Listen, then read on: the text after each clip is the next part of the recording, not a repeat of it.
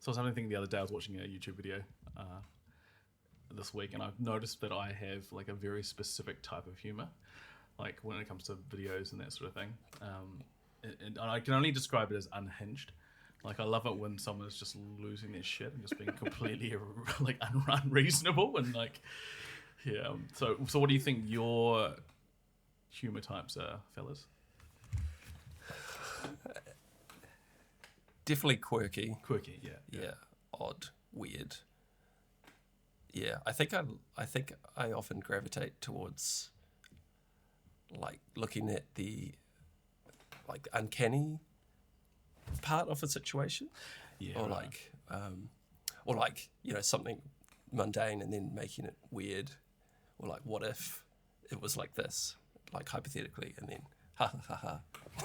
Yes, yeah, I think also that sort of regular social situation taken to its kind of logical extreme, combined with a little bit of like understated British humour or deadpan stuff, tend to be my sort of two extremes of the spectrum, I think.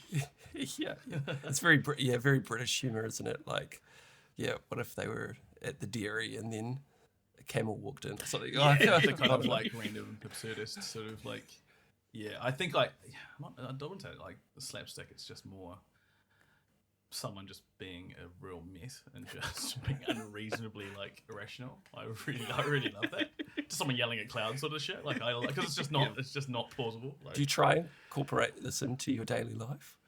I was yelling at a kid outside the dairy the other day, just randomly. Is that what you did?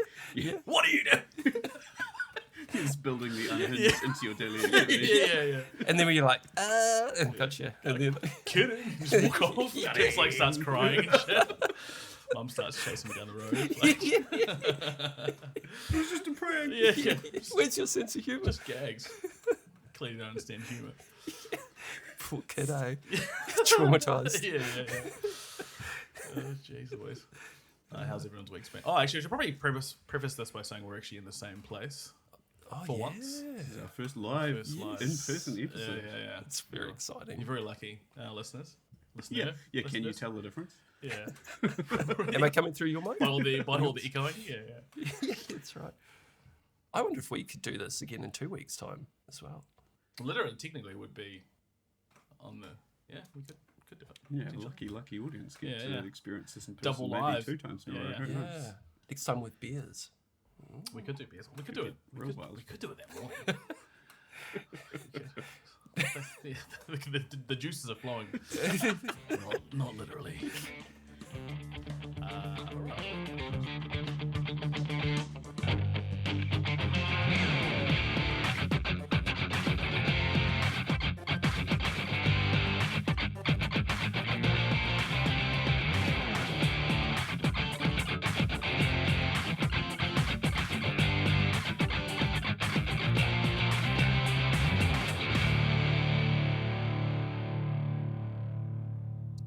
Welcome to the Crossplay Cooperative. As always, I'm Len, and you can join us here every second Friday as we chat about the most recent gaming news, opinions, and controversy.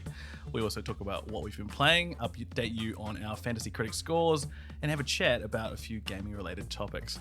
Introducing our hosts, when you combine them with an E, he's Neato. It's NATO. Yo, how's everyone doing?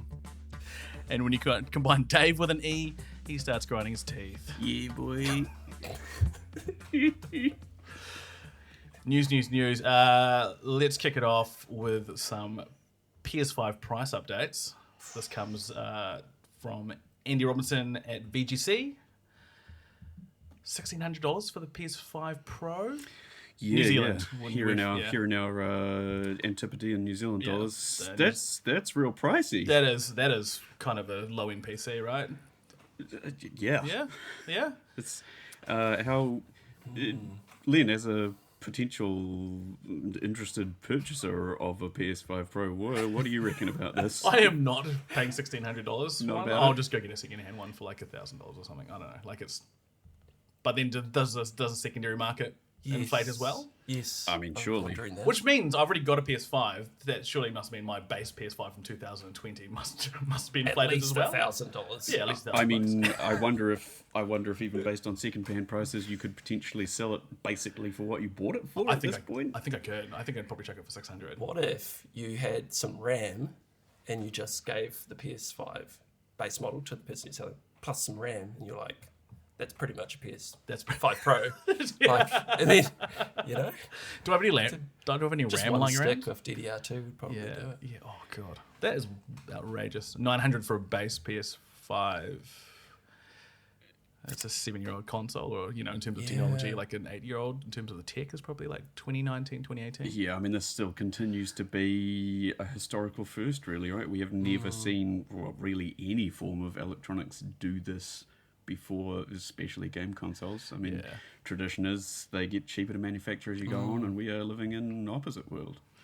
And this generation has been the longest one yet, has it been?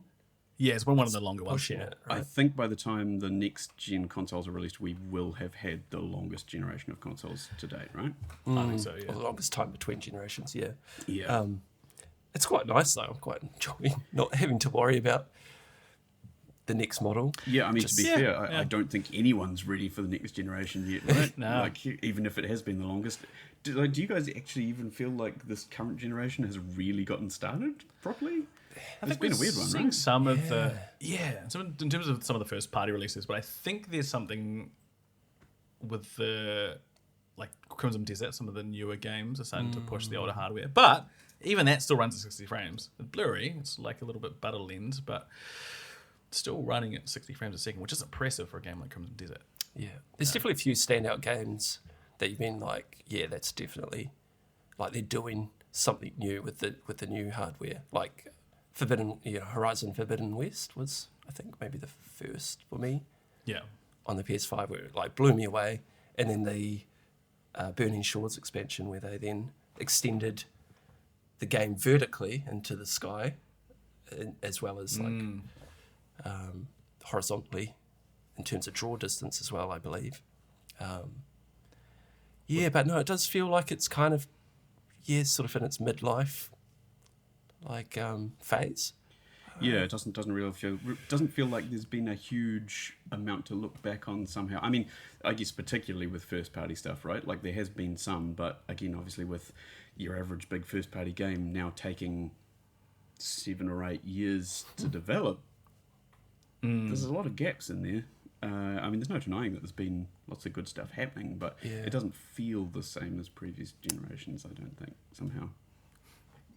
Yeah. And just for comparison on those kind of price points, like talking US dollars here from the VGC's article, they're saying here that at this stage of the PS4's life cycle, for comparison, that console was going for as little as 200 US. So I mean the price difference there is just astronomical. It's like a triple, Yeah. for New Zealanders out there, like it's Yeah, well, I mean, you're talking 400 double. 900 US compared to 200 US. Oh, more for the. I mean, that's the Pro versus the right, PS4 base, but the PS4 Pro was also not that expensive. no. Yeah, so as a comparison for same life cycle phase, that's crazy talk. Is the base PlayStation getting an increase in price as well? Yeah. Yes, yeah, everything is getting an increase in price. So that's $900. That's US. $900. Wait, Okay. is it? No, sorry, that's 900 New Zealand. Yeah. Right. Yeah, Yep. so the base PS5 in US dollars is going up $100 still. So I mean the PS5 Pro is getting that massive $150 bump, is it? Yeah, 150, I think. Well, no, $200. Oh, New Zealand. $200 bump The in US dollars. yeah. And the PS5 is getting a $100 bump in US dollars. So yeah, I mean both of those are just kind of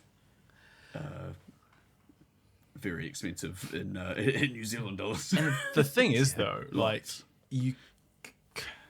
Grand Theft Auto 6 is coming out this year, and you're gonna have to have, if you want to play it reasonably, I think you're gonna have to have a PlayStation 6.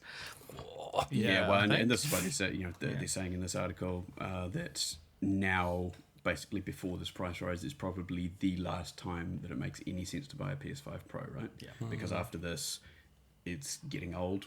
Yeah. It's probably not going to be as capable as you need for something like, GTA 6 it'll probably handle, you'd imagine, because Yeah, it should Rockstar have got to be aiming for The as mass. big an install base as possible, so surely they're at least trying to get it running nicely on the PS5 Pro. I mean, Yeah, you'd sure. imagine they'd be aiming for base PS5 and presumably the Xbox Series as well. Yeah, because it's the biggest install base. Yeah, because I mean they want their money. It'll run. I reckon it'll probably run 30 on a base PS5, like a locked 30. Hopefully, I can't see it being It better has- than that. Yeah, it won't be. Yeah, Yeah. maybe they do the balance 40, but I heard they were working on getting it to 60 frames on the PS5. Well, Sony was working with Rockstar to get it running at 60. I assume that's only on the on the PS5 Pro. Yeah, I could definitely see it being 60 on the Pro, but I reckon the base PS5 is going to be... I don't think it's going to be a cyberpunk situation, but I reckon it's going to be a struggle. Yeah, it's gonna. Yeah. It was struggled on the Grand Theft Auto 5 struggled on the base PS3. I think it came out on the PS3, Lord. right? Yeah, that's a minute ago. Yeah. Oh, boy. Yeah. So, yeah. Yes, because GTA 5 was a crossover, like cross-gen launch, wasn't it, from PS3 to PS4? Yes. Yes, yeah. One of the end of life games. Do you think you'd be able to play it at 30 frames a second? Grand Theft Auto 6. Yeah. And that's why I haven't played Red Dead Redemption. That's because the Yeah. frames are. Yeah, right. It's Yeah. thinking about the PS5 Pro Yeah. purchase there. Yeah, I'm thinking. Getting in there. Yeah, I Did you think know- I might have to do something. You can play the original Red Dead Redemption if you own Netflix. It comes with a Netflix subscription. Oh, I really? discovered that last week. Yeah, the OG Red Dead Redemption is basically mobile cool. exclusive, which is a bit of a weird one. Not quite it's sure mental. how that happened. I do have Netflix for a month, so. Also, on your phone has to be about the worst way I can think of to experience Red Dead Redemption. I literally can't think of which way to play that game. I don't know, maybe on your Samsung fridge potentially. Well, I mean, you could do that. It's- Probably better screen to be fair on your Samsung fridge. Yeah. got Not, one my, on your not my fridge? Samsung fridge. My Samsung yeah. fridge sucks. Somebody's. Yeah.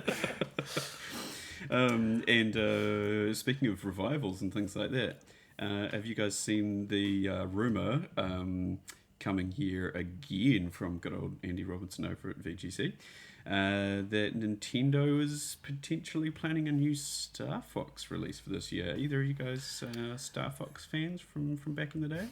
I like Starfox. Yeah, just some like mild As a furry character? characters. Yeah, as a character that he's like a fox that flies ships. That's kind of cool, kind of cute. I don't have much experience with the franchise, so How about you don't? Also not a lot of nostalgia for the franchise necessarily, not having been a big Nintendo kid growing up. I've really sort of come into more of the Nintendo ecosystem as an adult, weirdly, especially since having kids of my own and things like that.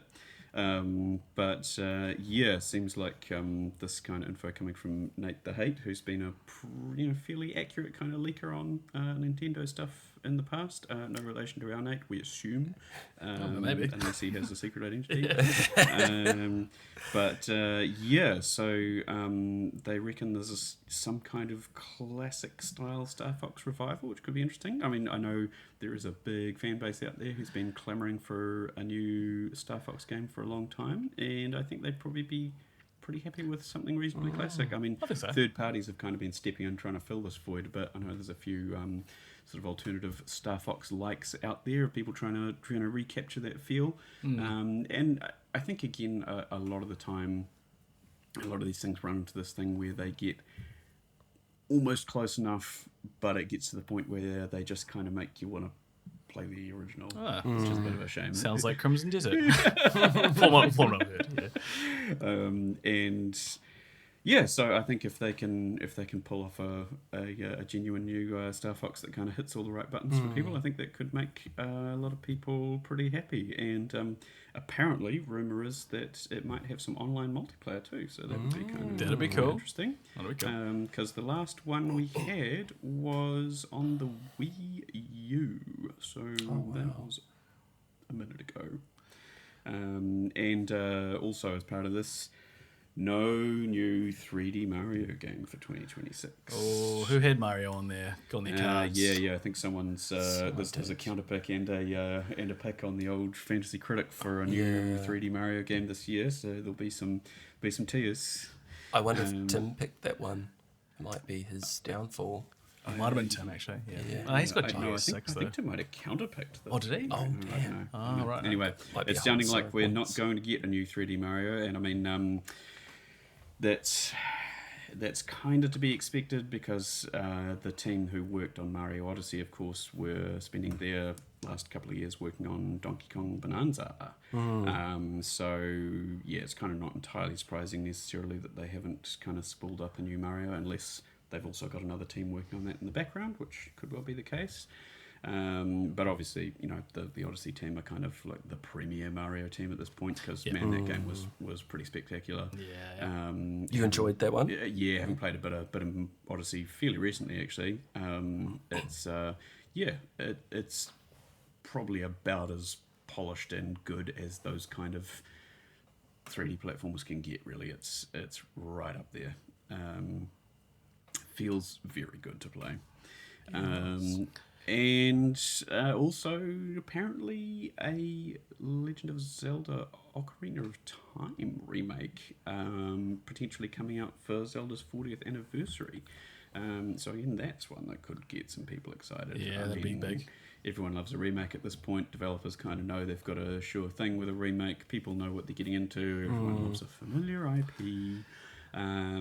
But a new remaster of Ocarina of Time would be pretty sweet. That's an That'd be all-time. actually quite cool. Yeah, That's what it's it like is. one of those games that if you haven't played it, you know a lot about it.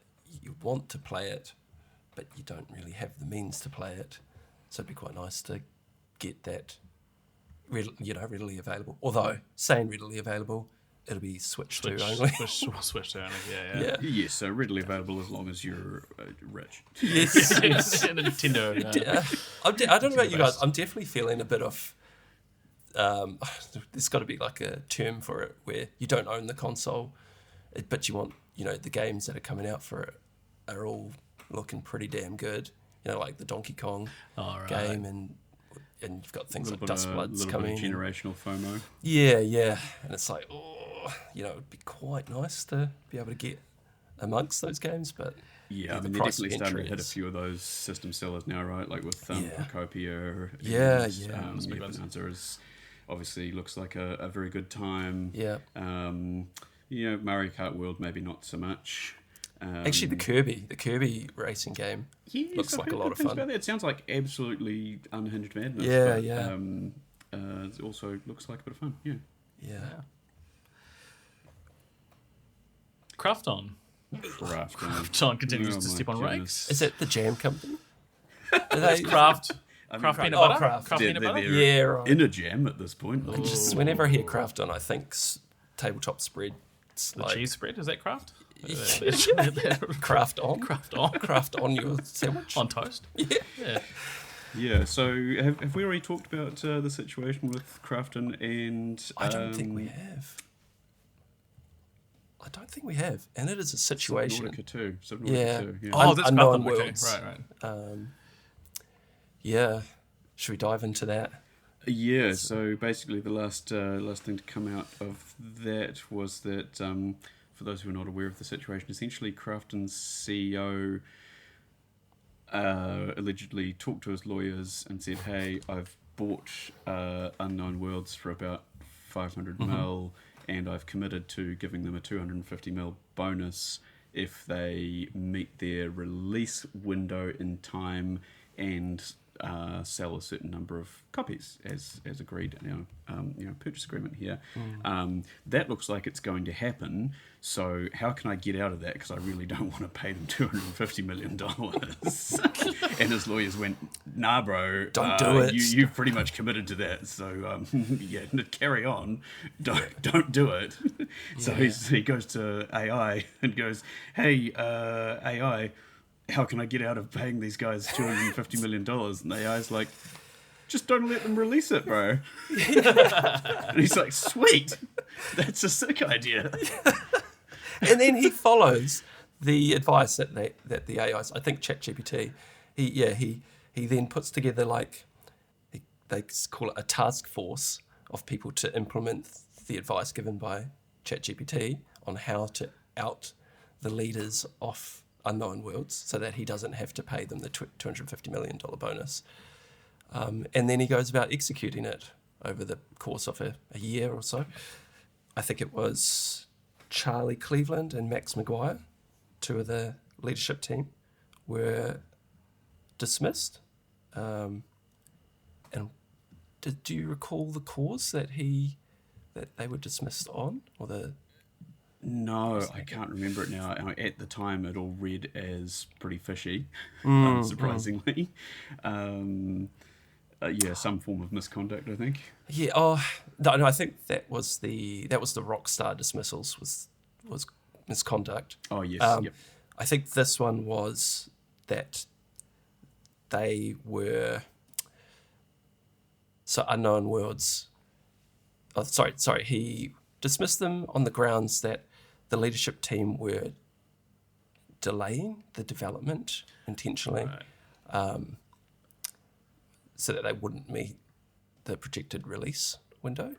I think it was something like that. And then it all comes to light because, of course, the leadership team, Charlie and Max, kicked back quite strongly. I think it was mid last year. Take Krafton to court, and then all of the information about the ChatGPT advice that the Krafton, what was his name? Kim, the CEO. At that point, when that came to light, I believe the judge basically laughed Krafton out of court, right? Yeah. It was essentially, you don't really have a legal leg to stand on here. Get out of here. Yeah. And reinstate your Unknown Worlds leadership immediately. Wow. Yeah. Sorry. Yeah, and so at that point they reinstated only the Unknown Worlds chief executive Ted Gill, but Charlie Cleveland and Max Maguire have not been reinstated, which is a huge shame because those two, they've seen Unknown Worlds go from being modders on the Source engine. I think they started with natural selection in the early days, and then they produced Natural Selection 2, which is probably my favourite game of their games. Although Subnautica's fantastic, but I had a huge period where I was right into Natural Selection 2, and the Unknown Worlds team was a lot smaller, but punching above their weight. And I remember Max Maguire being their lead developer at the time, and being an absolute wizard with what he got working in Natural Selection 2. Either of you guys play? No, I'm just early looking day at stuff? now. I'm looking at I played a little bit of Natural Selection 1 particularly. I had some mates who were really into it, so it's kind of stuck in my memory as being something that we played a little bit at LAN parties and things while I was a teenager. But I was terrible at it. It's got a very high at skills. least one mate who was kind of at a international competitive level at it, wow. and trying to watch him or play with him was like watching some kind of sorcerer. Someone else. Yeah. If I was to describe it to you, Len, it's kind of like a FPS shooter, like team-based shooter, but real-time strategy. Yes, one person plays as a commander. Oh. And they play as an RTS, top-down. Oh right, okay. Yeah, and they are base building, gathering resources, and the rest of the team is on the ground protecting the resource gathering nodes from the other team. So you're trying to expand, your area of control across the map, and it's all sci-fi in Xenomorphs space versus Marines, effectively. Yeah, that's right. Very different teams. Both sides are very different in how they play. One team is aliens, like the Zerg, Xenomorphs, and then the other team is the Space Marines. That sounds so good. That sounds so good. Very, very different sides. And I've got such fond memories of Not so much playing Commander because that was very stressful. Yeah. You were like, That entire You had game to was perform. so stressful. Everything about Natural Selection was so stressful.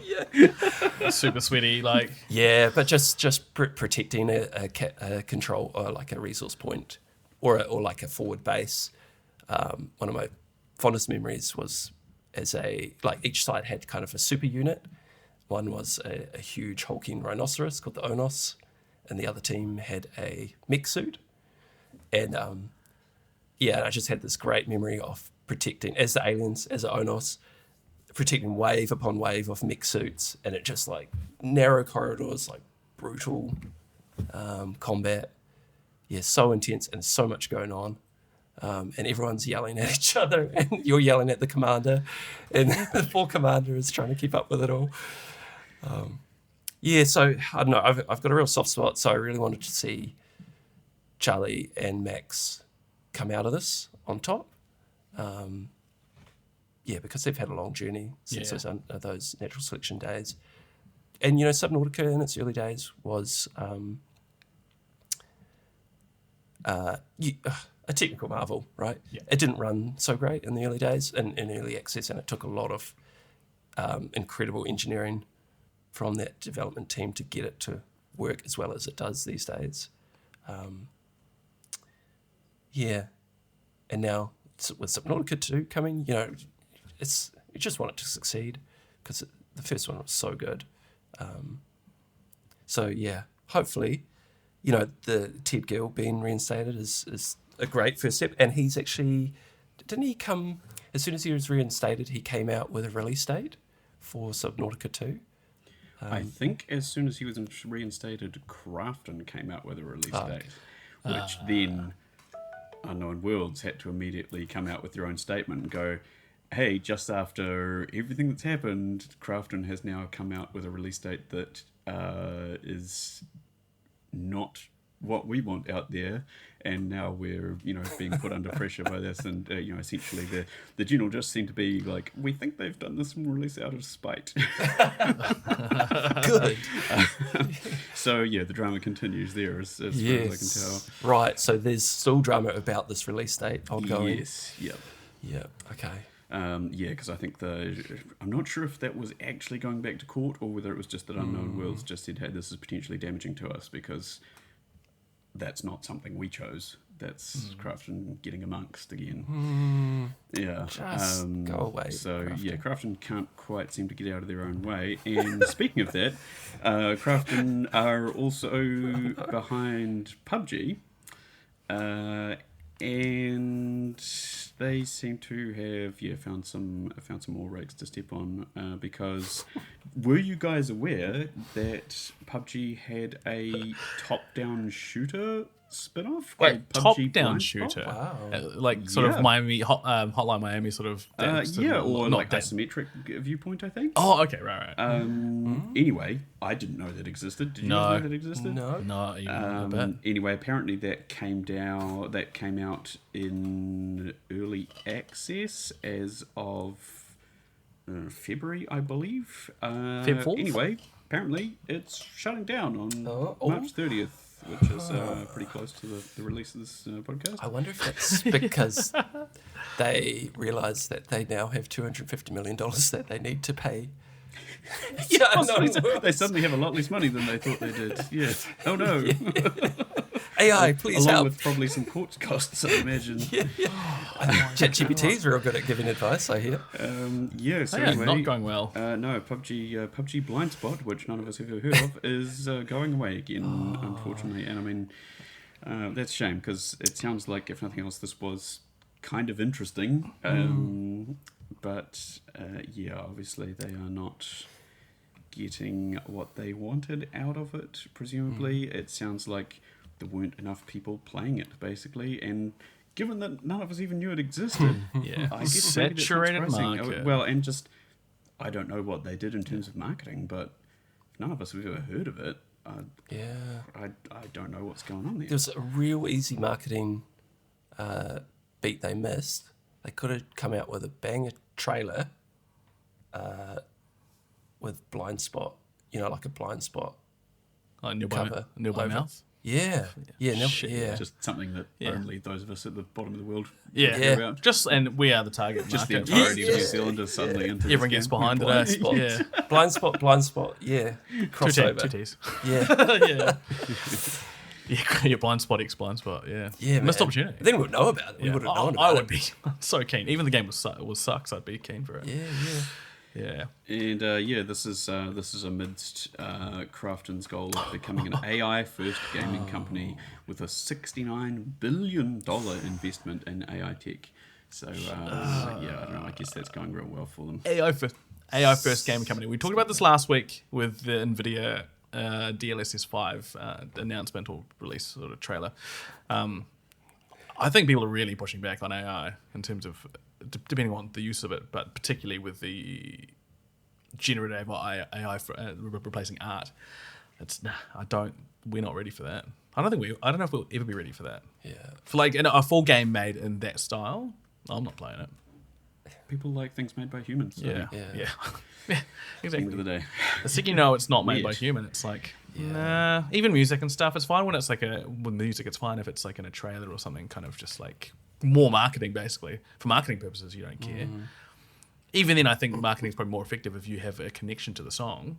You think about like, what's a good example of a song, well-known, like the Cat Stevens song, Oh, yeah. Father and Son, in that ad where you're watching the father and son actually grow up. Yes. That is like, that sort of make you cry sort of stuff, and that's because of the lyrics of that song and the way it resonates with actual people. I think probably sort of generative stuff and in terms of music is probably good for creating a general mood.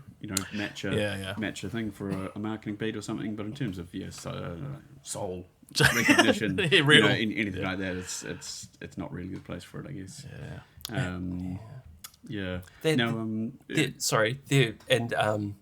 Nvidia are quickly backpedaling as well. Ever since they released that DLSS5 trailer, have you seen? And they're like, I think the CEO potentially of Nvidia was like, or the team behind DLSS5 was like, I don't even like AI slot. Something like that. I don't even Why'd you put it in your trailer? It's like, Yeah. something along those lines. Yes, there's been some real interesting questions asked of Nvidia engineers and things about like what this tech is actually doing, and we seem to now have a much better idea of what's going on. And it sort of seems like some of those initial statements that they were making about how it's working are sort of verging on misleading, like or certainly unclear in terms of how we as the public were supposed to interpret it, because it does now seem fairly well established that the tech is essentially just taking 2D frames from the final rendered output of the game, plus some motion vectors, so it knows, where things are going and, what speed how things are moving, and then just applying a 2D filter over that. And obviously that 2D filter is very specifically trained in terms of lighting and what they're trying to get out of it. So, it's a very aimed, specific model, but it is nonetheless, as far as anyone can tell at this point, just applying a 2D filter over the top. So it is screen space effects, which by all accounts, from people who've spent a little bit of time with the tech, seeing it in action, does sound like it creates some of the sort of kind of negative artifacting that you would expect from screen space effects, where things get a bit weird around the edges of the screen because the AI engine doesn't really know what's going on there and what to do with it. So you get a bunch of vignetting, and you tend to get some slightly weird things with sort of screen space reflections and shadows. And again, people have sort of discovered over the years that screen space effects usually seem to be at their best when they're kind of restricted to smaller areas of the view. You can kind of get away with it where it's not slathered over the entire screen, because as soon as you kind of put it over the entire screen, those problems start to show up. They start to become apparent, especially kind of over time in motion and things like that. And basically it seems like, we've moved towards technologies like ray tracing, for example, in order to kind of remove screen space effects. Things like screen space reflections, again, you see them in a puddle, it looks good. You see an entire ocean in front of you with screen-spaced reflections starts to look a bit dodgy, doesn't quite work. The imperfections start to show up. So we've moved away from that. Now it feels like we're now slapping screen-spaced reflection, or screen-spaced effects back on top of our final rendered output wholesale again, except now we're doing it in an incredibly computationally expensive way. A way that currently takes 2 5090 video cards just to run. I mean, obviously that's getting resolved. They're engineering it to the point where it will work on normal hardware, presumably. But right now, we are talking about screen space effects with incredible amounts of expense. Yeah. Which seems a little bit crazy to me. Yeah, highly inefficient, and the amount of actual just resources required from even their end to get that to work, it's not where Doesn't seem like it. Hey? Yeah, I don't think we're there. Yeah. And again, it's interesting because the results are undeniably interesting to look at. It is kind of dramatic. Dramatic's right. Yeah, and does seem like it could be an interesting way forward in some respects, but also, I don't know. It seems, like I said, inefficient, and results may vary in a huge way. And also what was really concerning about, that people after that video was released by Nvidia, and then various journalists and reporters went and asked them a bunch of questions about the source of their AI model, and a lot of questions were like, does DLSS5 use the game, that it's been applied to as the source of the data for the model that it's then generating on top of? And then Nvidia came back and said, they said it's actually sourcing the data from other other sources outside of the game itself, and not just based upon the game. Yeah, like existing sort of geometry. It was I Yeah, suppose so upscaling it was kind of generating Yeah, based on the AI model. That again really starts to present the same old AI ethical questions, right? Of like, okay, Yeah. where is this stuff Where being is the pulled data from? coming from? And how does this all work? Ethically speaking. And it did feel very smoke and mirrors, like, they smoke and weren't mirrors, specifically saying this is where it came from. It just, we've got our, well, actually, sorry, they said they've got their own data source. Oh, so they've got their own that library. that it's pulling from. And then you're like, well, where does that come from? Yeah. And Is that just stock? yeah, and is that why we're getting this this like prom queen look that was applied to People who Grace look from like they're Ari? sitting in front of a ring light. Yeah. Yeah, the Harry Potter one was very jarring. When you sort of pointed it out, I was like, yeah, that's what it looks like. It's a marketing photo. Studio lighting. I was totally like listening to one of the videos where a reporter went over some of the questions they asked, and I was totally expecting Nvidia to come back and say, yes, we're only using the game that DLSS5 has been applied to as the source, but then no, it was not the case at all.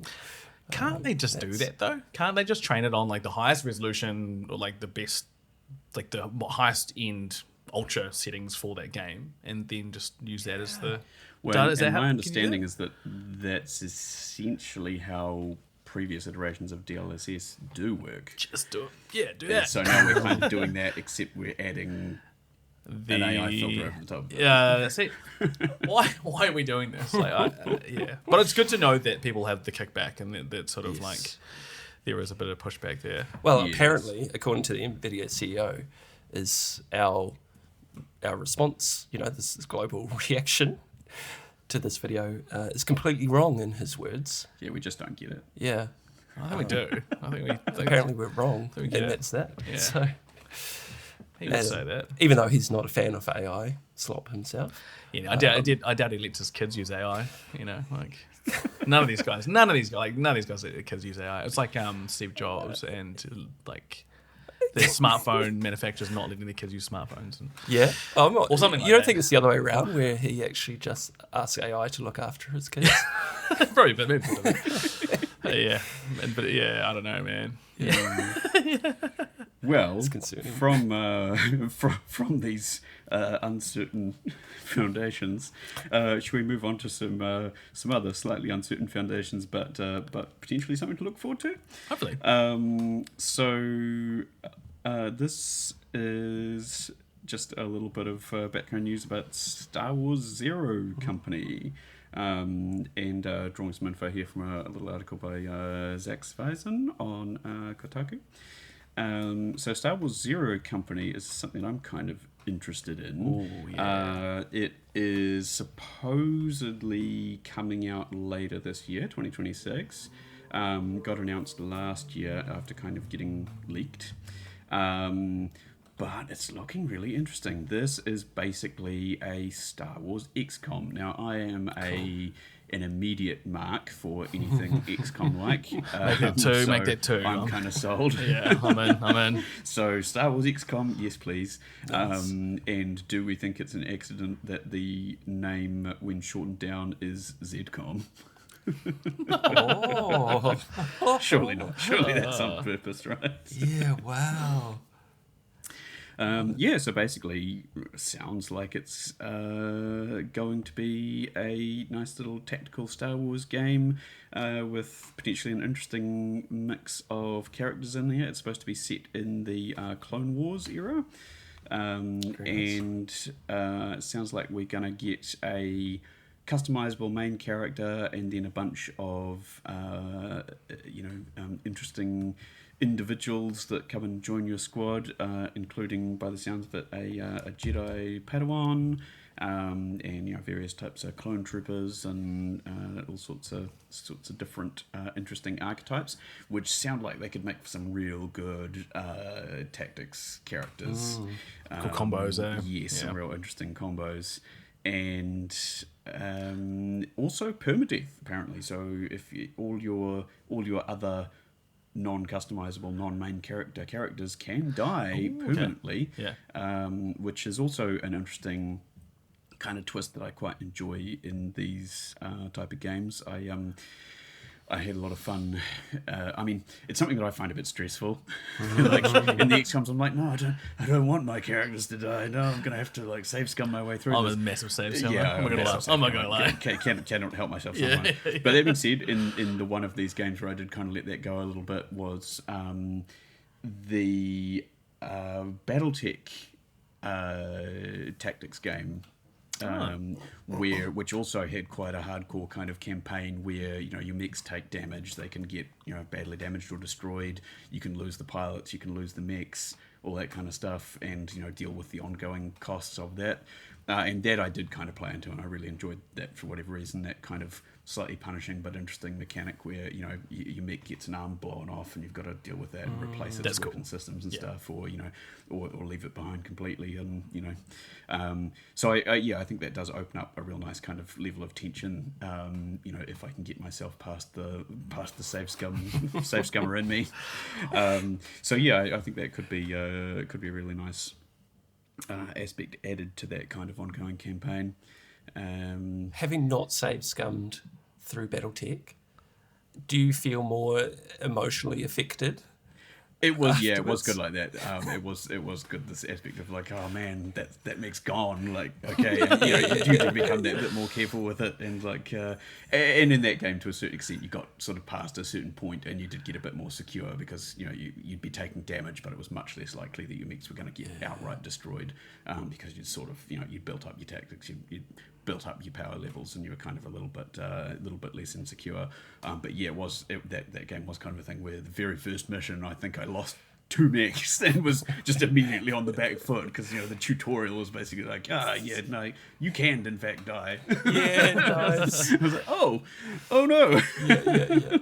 I love it how the tutorial is not holding your hand. It's just like, no. Death is real.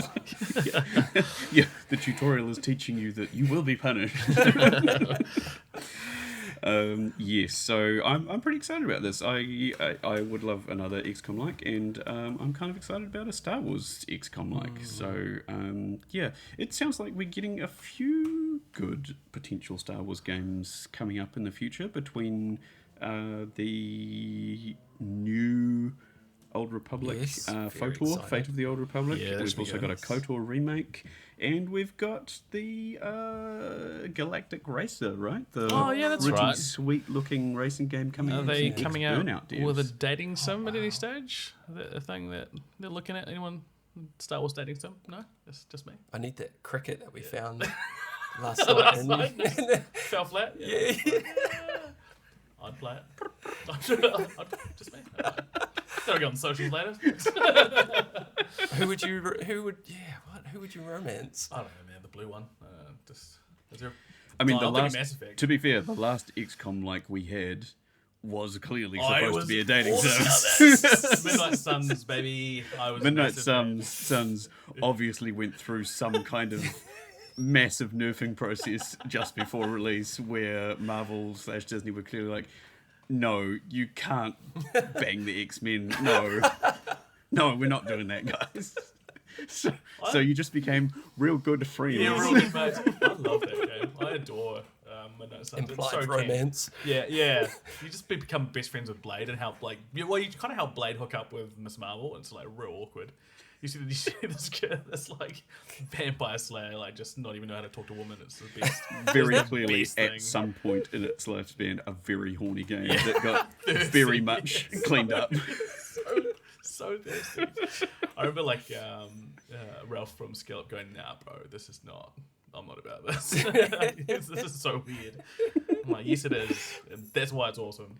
Yeah. Which is weird. Those were the XCOM. No, yeah, those were the XCOM team, right? Yes. Who did Yeah, Midnight yeah, Suns. that's why the correct. gameplay was so That's good. a fact. Like, Yeah. so good. Story, arguably less so, but personally, big fan. That's Yeah. a real, Yeah. Very real much subjective. enjoyed You it. didn't- Also, just put cards in anything, and I'm pretty much sold as yeah. well. So, Yeah, pretty A much, lot of yeah. people Blue didn't Blue like Man? that, but I loved it. I love yeah. a good card.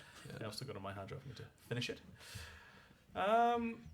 So Slay the Spire is doing very well, I hear. Dave, I have not had a chance to play it. Speaking but- of cards, yes, I have been playing some Slay the Spire II, and oh man, oh that game's good. It's real good. Yeah, good. I never played Slay the Spire 1. I always interesting. knew I should, and I always wanted to because I was like, yeah, this game's almost certainly going to be up my alley. 100%. Just never got around to it somehow. A mate of mine who was extremely into Slay the Spire 1, like we're talking like 1,300 hours into Slay the Spire 1, was like, bro, you've got to get on Slay the Spire 2. He gave me a copy. Thanks, man. Oh, and, nice. Legend, bro. and he's like, okay, you need to play this. Got into it, I was like, oh yeah, I do need to play this. It's on my wish list. I will. I've actually finished the game I was playing, so I think I might. Yeah, I mean, as a Magic the Gathering fan, Len, this one's right up your alley.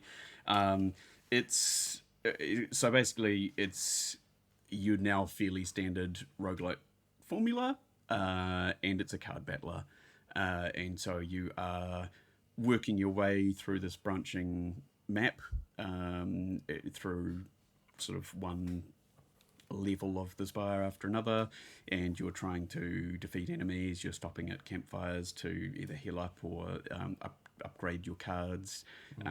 You are getting new cards to add to your deck from as rewards for fighting enemies. You're fighting kind of little mini bosses along the way. You're visiting shops to buy new cards, buy upgrades for your cards, get various items that give you assorted kind of passive buffs and things like that. And there are so many different kind of interacting systems and sweet combos you can pull off in this game, and it's just kind of real easy to grasp as well. It's so well designed in terms of just being able to jump in and immediately kind of get what it's giving to you. You go, okay, I'm kind of understanding this. Nothing's immediately overcomplicated, but there are a lot of layers, and you can immediately start to see, oh, this card's going to combo with this one, and if I can get these two things working together, that's going to just get absolutely degenerate real fast. And it does. And it does. I've been having a lot of fun with it. Only completed one run so far with the starting character, and then had a couple of quick tries with Silent, who's the sort of assassin type character who has like sort of poison abilities and stuff like that. Haven't managed to finish a run with her yet. Is it the one that wears the crow looking mask? The sort of skull mask. Yeah. Because have you had a crack at Slay the Spire II? The first one, not the second one yet. But so all the characters are returning from the first one. I believe so, plus some new ones. Right. Yeah. That's my understanding. And so, which ones are you? Have you tried all of them yet, or just? No, just the two, just the starter and the Huntress. Yeah. I think I've unlocked one more at this stage who I haven't tried yet. It's quite clever, right? How each character has unique mechanics, but then as you play more of them, you discover the multiple different builds that you can sort of take them down. Yeah, there are so many kind of character archetypes built in there. Where like already with the the cards I'm picking up, I can see that there's quite a lot of different builds and directions and overlaps you can go in. Yes. Yeah, and then modifiers as you play through a run, an item. Yeah, all the extra things that items add, and how you craft your deck and thin your deck and add more to your deck. Yeah, there's so much. And interestingly, from what I've understood so far, it seems like thinning your deck down is maybe somewhat less of an important thing in 2 than it was in 1, because there seem to be a lot more enemies that will like insert debuff cards into your deck, and so actually having a bit of depth in there is reasonably important for not hitting those negatives so often, because obviously that's something that you could kind of take advantage of a little bit in the first one by the sounds of it, where you could be like, okay, we're just going to get down to the things I really want to draw and kind of hit those all the time. And this sort of balances that out in an interesting way by going, well, you're going to have a bit more in there, because otherwise you're going to be hitting these like unplayable or negative debuff cards constantly, and so you need a bit more meat to the deck, which adds a bit more variety, obviously, and sort of keeps it a little bit spicier potentially. For that. I'm worried for you. This could become a problem. I was just thinking there's kind of like 3 phases to the Slay the Spire experience, plus the secret 4th phase.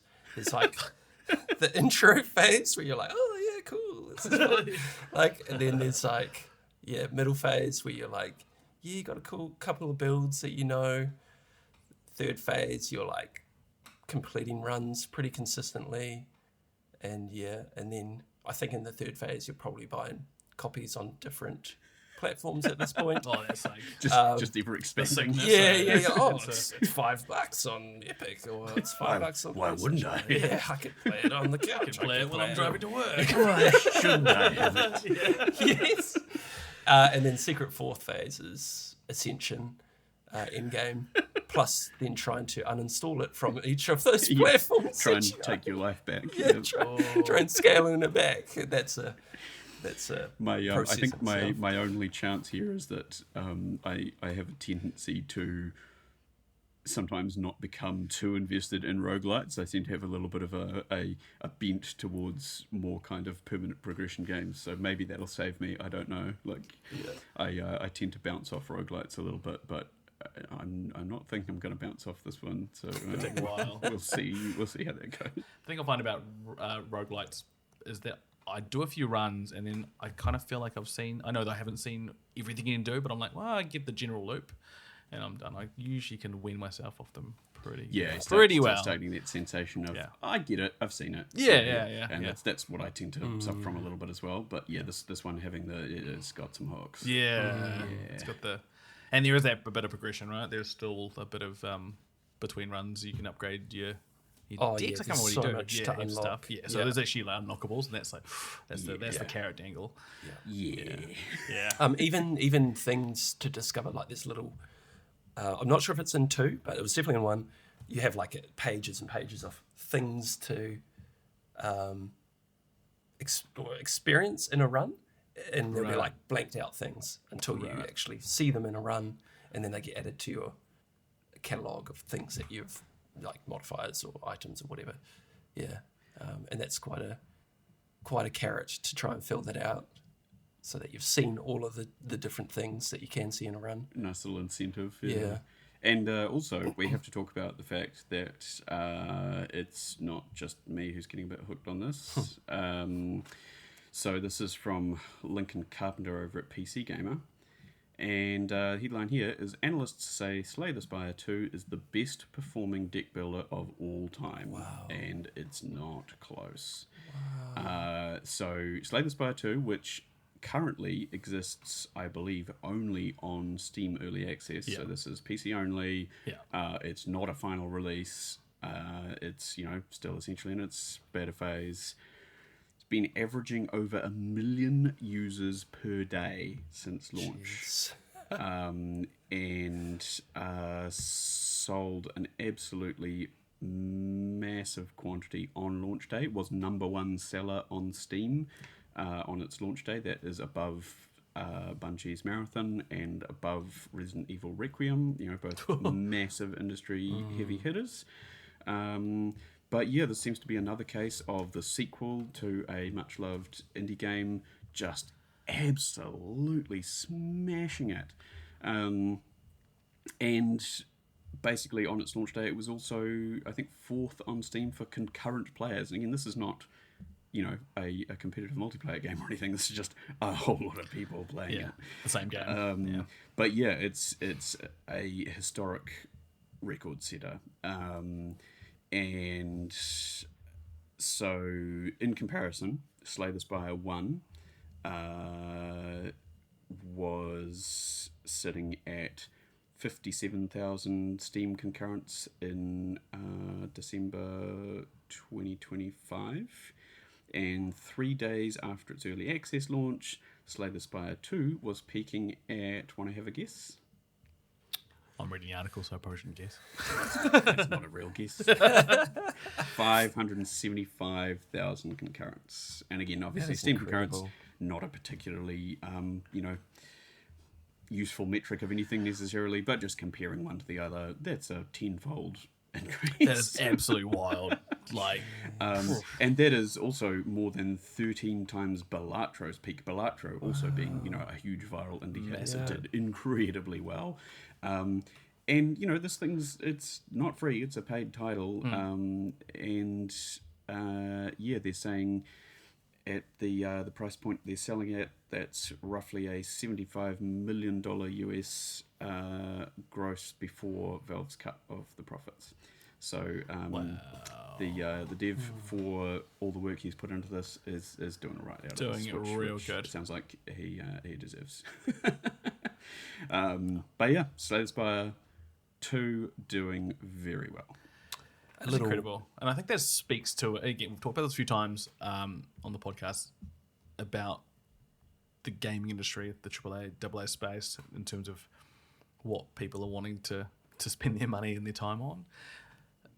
And the amount of money you need to spend on releasing a game that is actually really freaking awesome. I think we're kind of going, not backwards, but we're kind of stepping back into a place where like these smaller titles are what people want to play. They don't want to spend time and like, how much did Bungie spend on Marathon? Yeah. $500,000. Oh, sorry, half a billion dollars. I don't know. Like, I would imagine at least 100 million. Dev costs more than like 200 million. Let's say. I mean, it's something like you kind of a fairly average AAA game development cost at the stage is around your 300 million. Yeah, that sounds about right. So similar to a movie, right? Like a big movie, or even more than a really big movie. Slay the Spire 2, the movie. Well. Yeah, and of course, a huge portion of revenue across the industry is coming from in-game transactions rather than purchases, right? And so naturally, massive amounts of development time at that big scale are getting devoted to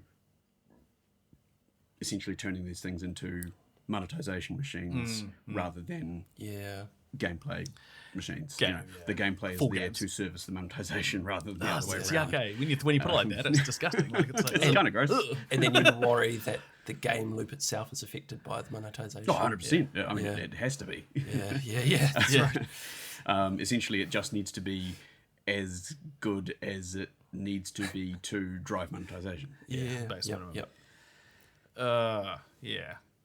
Can Do you think? Sorry, you go now. Oh no. Do you think that these slew of games that we've sort of seen over the last couple of years are going to influence the industry as a whole, at large, or are we still those bigger AAA studios still going to just chase the dragon? I think you have a massive split, right? Or just you have them change. going in two totally different directions. Where I mean, at this point, though, that high end of things is really like I don't see how they could necessarily change direction very easily at this point, because they're really stuck in this loop of the only way you can stand out at that level is effectively by being bigger and better and having more money poured into it, right? And if you're doing that, the bets are so huge that you have to make sure that you are making money off the thing hand over fist, because otherwise you could kill your company with one release, one game. And so it's got to be safe, hence all these existing IPs we're seeing all the time. It's got to be a safe bet. It's got to be something people are familiar with, that they'll just be like, oh, I know what that is, I'll buy that. And then it can't be just a purchase. It's got to be a continuous monetization machine, which is why we see this as well. And so really, then the other end of the space, the other things that can stand out have to be that opposite end of the spectrum, where it's kind of smaller amounts of money and developer time, and it's a smaller product because it can't be a big product. But it's just it's those novel ideas. That's where those interesting concepts can come into play, where you can do something totally different, and it's a punt that might or might not work, nobody knows, but we're already seeing at this point, when it works, it really works.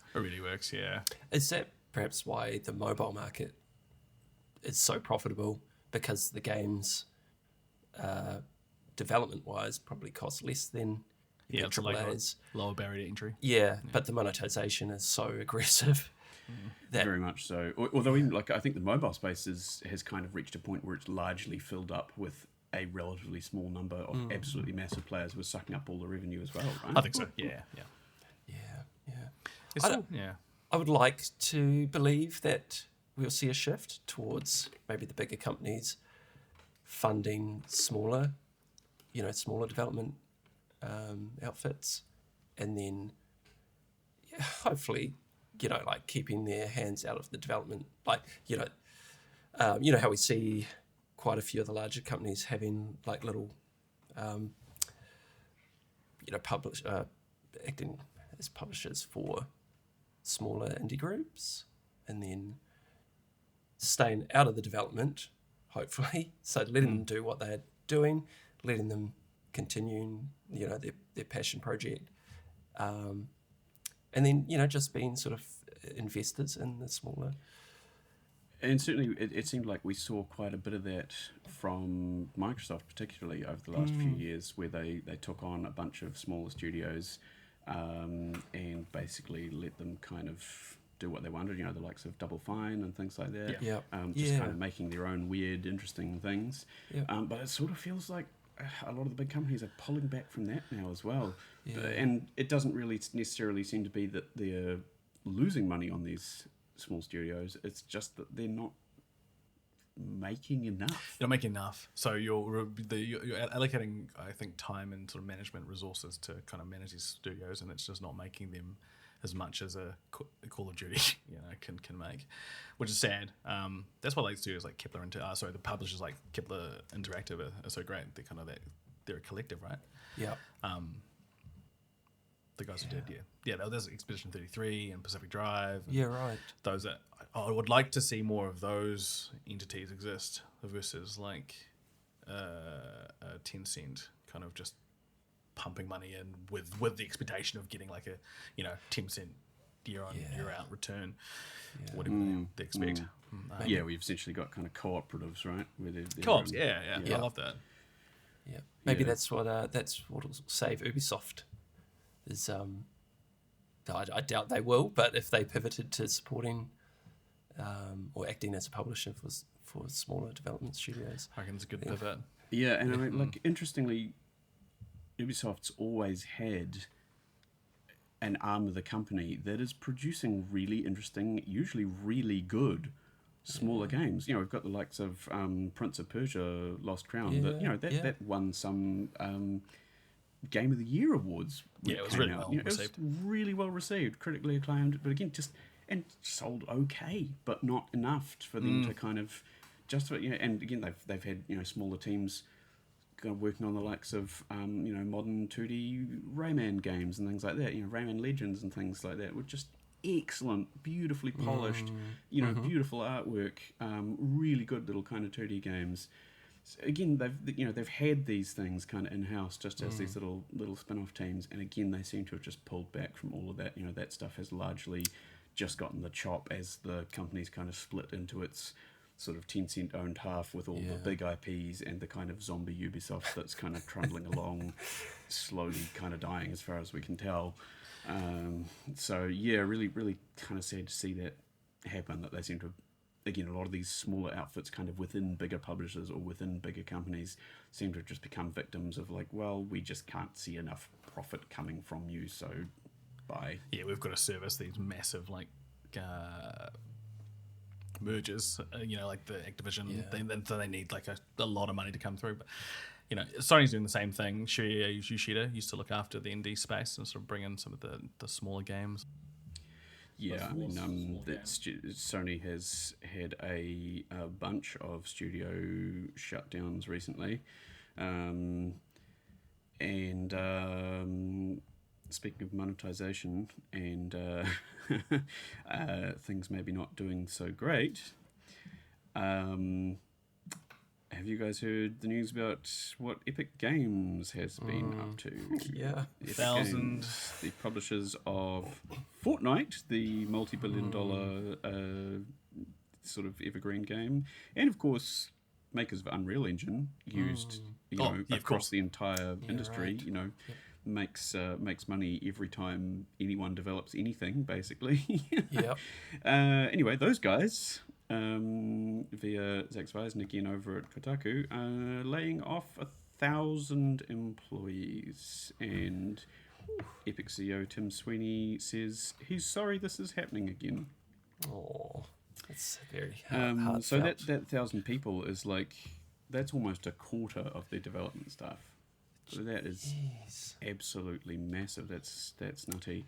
Because apparently, basically, Fortnite's popularity is starting to decline. It's a matter of time. Can games last forever? Is this surprising? Only Minecraft is Minecraft is, and Minecraft's got the creative aspect, right? To kind of, as long as there's new people who can kind of create something new and experience, it's a mechanic that it's pretty evergreen, whereas Fortnite is, I don't know, Fortnite's kind of got the loop. I think young people, it's kind of a nice little entry level. Why is it entry? I don't even know. I haven't played Fortnite in 10 years. So I'd say it probably is. Like it's a social space. For it's sort of becoming a hangout space for people over the years, right? Where it's it's almost just more of a shared. It's almost like your modern equivalent of the mall or the bowling alley or something, right? It's almost a third space that you can go and hang out with your mates, right? But just a virtual third space. And very easily accessible. It's free. Yeah, being free to enter, etc. And you can express yourself. They've got skins to express your sort of personality or whatever, But maybe it is just falling out of the collective societal consciousness. Yeah, potentially. Yeah, I mean, again, maybe it comes down to that idea that we keep hearing popping up, from the likes of, Microsoft and Sony even talking about we're not competing with other console manufacturers anymore. We're not competing with other games anymore. We're competing with short form content. We're competing with TikTok and Instagram and things like that. There's more and more stuff just kind of distracting people in the short term, and games in general are all seeing that as competition. So maybe Fortnite is just being replaced by mobile AI cat memes. Who doesn't love AI cat memes? That's where we're headed as a society. That's where we're going. That's where we're at. Yeah. At this point, you wonder what Epic, what's going through their minds. Like, what are they going to do if they're seeing this fall in player retention? What's their next step? Is it Fortnite 2? Yeah. or is it that old indie space bleeding over the AAA space again? Is it just like, well, we see an idea and then we make a big version of it, like they did with Fortnite. You know, it's like, oh, we put out this game that's Fortnite Save the World is an immediate nothing. PUBG over there is doing something interesting. Let's do that. Yeah, right. Yeah, and then boom, here we are. That is a thing. Yeah. Throw billions of dollars. So what do you think they make a Fortnite extraction shooter? Is that? Wow. Oh boy. I'm sure they've already done that, haven't they? Yeah. Probably. It wouldn't surprise me. I would be down for a, like a roguelite Slay the Spire-ish experience, but like as a collective hangout space. Like, could you imagine that? We just see a massively multiplayer card battler from Epic Yeah, Games. how good would that Card be? battler roguelite. It's like Magic the Gathering, but like the card. And then, card and next thing tables and you're like road lighting through the Marvel universe, and then road lighting through Star Wars Dragon Ball universe. Z. And then well, isn't that kind of what Mark Zuckerberg wanted with the metaverse? Is to have a kind of digital space that everyone hang out. Yeah, I mean, Ready Player One. Fortnite has come the kind closest to being a Ready Player One type situation. You know, it's your video game McDonald's with all your licensed IP in it. It's a place where people come to just hang out and do it's a platform with a whole bunch of different activities in it. It is the closest thing to that, but obviously even that's not kind of completely evergreen. And I don't think it's like Fortnite's dying. I think it's still extremely healthy, but it sort of seems more like maybe there've been some other questionable decisions potentially behind some of this, like they've made mention of all their lawsuits where they've been going up against the likes of Google and Apple over in-app purchases and third-party app stores and things like that, and obviously that has cost them huge amounts of money. And then on top of that, Fortnite itself just seems to have been struggling a little bit recently. But yeah, it still seems remarkable that between having both the ongoing cash cow that is Fortnite and Unreal Engine, how can they not be making money at this point? is it a problem? Is it a problem that they've done it all? They've done everything, and then I don't know. And maybe they're just running out of new, because I don't see any sort of news. Maybe that's just me about like the next exciting event, or I look at the maybe I catch a glimpse of like the next season pass and the characters on it. I'm like, they're not that interesting. They're not Fallout, Power Armor, or Godzilla, or they're just kind of some obscure like pop artist or something. And and I mean it's obviously like it feels like all of the crossovers I feel like they've largely been aimed at basically a millennial audience, right? Essentially basically our age group and slightly younger, where it's they're pulling on with one of their most successful ever recently being the Simpsons crossover, right? Yeah, really. That's not aimed at young people. No. Yeah, right. Yep. They're those are aimed at the older people with money, and maybe that audience is just not quite there so much anymore. I don't know. There's time for some Paw Patrol. Is Paw Patrol old? What's the new thing for kids these days? What, you give the Paw Patrol really scars? Yeah. I'm not quite sure how that works. I mean, Bluey is kind of like his chase with a Glock. Leave it alone. I might play that. No. Just yelp for help. Bang, bang, bang. Pow, pow. Pow, pow. That's a scary thought. I'm actually down for that. So, hit me up, Epic. We're full of ideas. Yeah. You need to replace some of those 1,000 staff. You know where to find us. And then also maybe in the having a little bit of not doing a little bit of struggles, not quite doing as well as expected. Switch 2 production. So what's going on with this, boys? It's not selling that well, like, at least outside of Japan. I can't afford a Switch 2. Who can afford a Switch 2? That is the problem, right? It's quite expensive for a handheld. Like $800 New Zealand. That's like more than a PlayStation. Okay, not anymore. More than Xbox Series X. Yeah, wait a minute. I'm so stoked I got my allo wrong for cheap. Jeez. Yeah. But you're paying upwards of $1,000 after you've paid for extras before peripherals and cases. I bought my original Switch for like $600 or something. That's like a limited edition one. And do you think it is like that kind of high price point is more of a problem when you're dealing with something that is both a handheld and is aimed at families and kids particularly? Because I mean, you know, my kid's Switch gets bashed around a fair bit. Like, I would be concerned if it was a Switch 2. An $800 device. I would be freaking out. Yeah, absolutely. Like, I find that thing upside down on the floor next to a cup of milk or whatever, and I'm like, oh no. I'm overly protective of my PS5 controllers because they are a precision piece of tech, like incredibly well designed. And they're not cheap either. They're not cheap, and they also crap out a lot too. Yeah, so that's the thing about. So let alone a whole console that's getting dribbled on and Yeah. sticky fingered. It's not. Yeah, when the actual console itself is like victim to chip dust and cups of miscellaneous liquid, it's a bit of a worry. So yeah, like when it's a fairly cheap and cheerful thing like the original Switch was, it's like, well, okay, you know, we can like kind of not freak out too much over this maybe. But yeah, when it's a bit more of a sort of premium console, I don't know, it's a bit more of a worry, I think. Yeah, and also it's $800 for. You kind of buy a Switch for those games, I think. Yes. You don't buy it for... It's a Nintendo machine for playing Nintendo things on. But it's also... You are still trying to sell it, and it's still... If you've already got a Switch, and you don't necessarily want the new games, the sort of barrier to getting that next one is fairly high. Especially if you have a PS5 that sort of, or a Xbox or a PC that services like your bigger titles. So I think it's that sort of sophomore... slump, I think it's finding.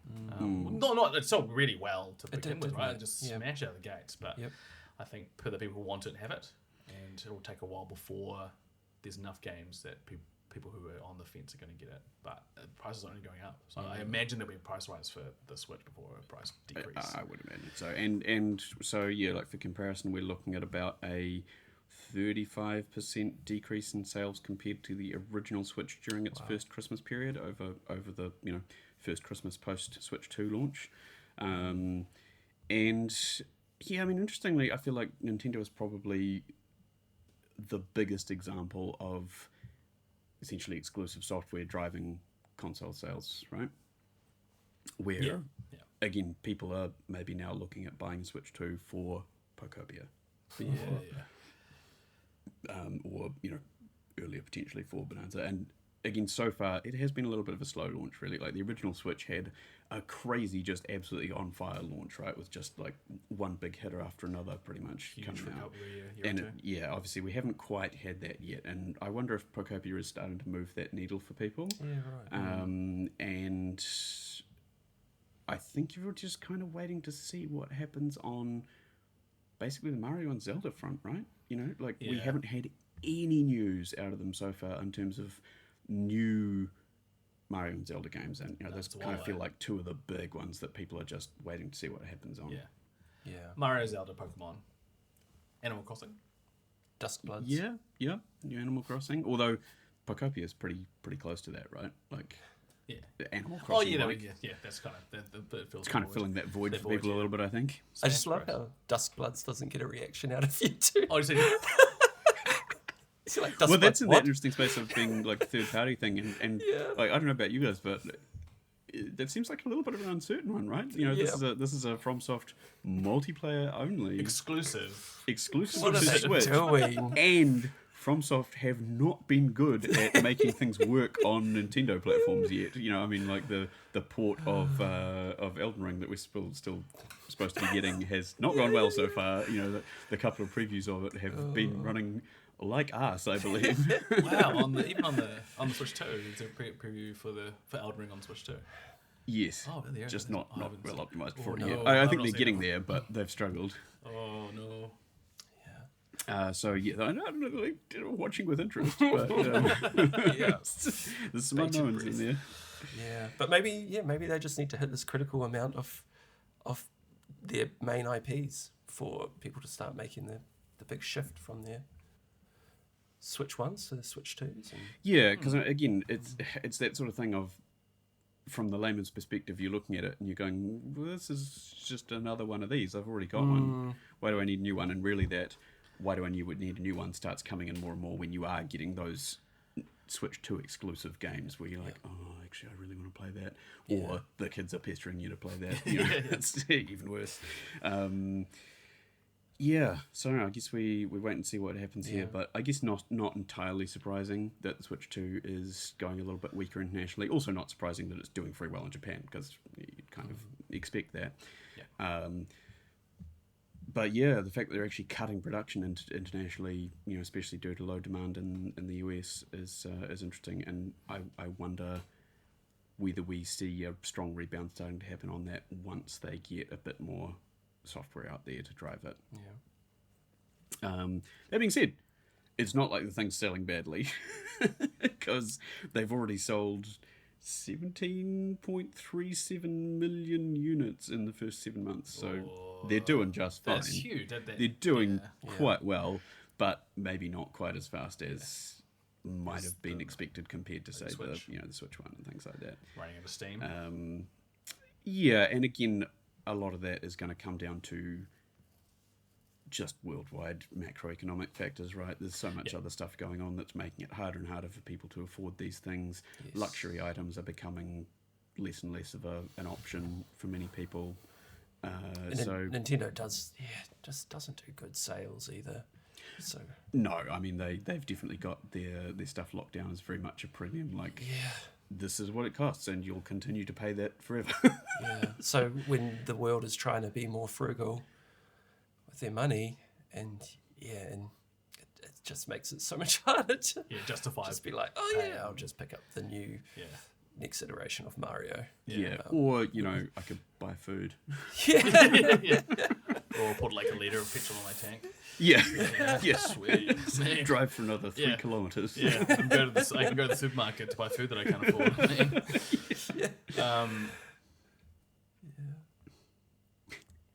We've got some numbers for Marathon. Yeah, and you know how we were speaking earlier about Steam player counts not always being necessarily a super reliable metric. Well, this one's really interesting because it turns out Marathon is very Steam heavy. Oh, yes. Would you guys have expected this? Like, this is a Sony first party title. Bungie is owned by Sony. This is supposed to be a driver of sales on PlayStation. Before you guys look at the article, if you haven't already, what do you reckon the percentage of PS5 players is on Marathon as people's primary platform? For PC? No, for PS5. Oh, PS5. How many Marathon players do you reckon are on PS5? I would have guessed 60 to 40. People? Seems 60-40%. Total people. Total. 60 people. It was 40 people on Steam. What do you reckon, Nato? Oh, yeah, I'd probably say, maybe like as low as 35%. Yeah, I mean, you'd expect that it'd be a fairly solid proportion, right? Well, I'm afraid you're both wrong. 19%. What? 19% are on PS5. Wow. Xbox is 11%, and 70% of Marathon's population are on Steam. So, like, those Steam player numbers in this case are actually pretty accurate because it's most of the player base.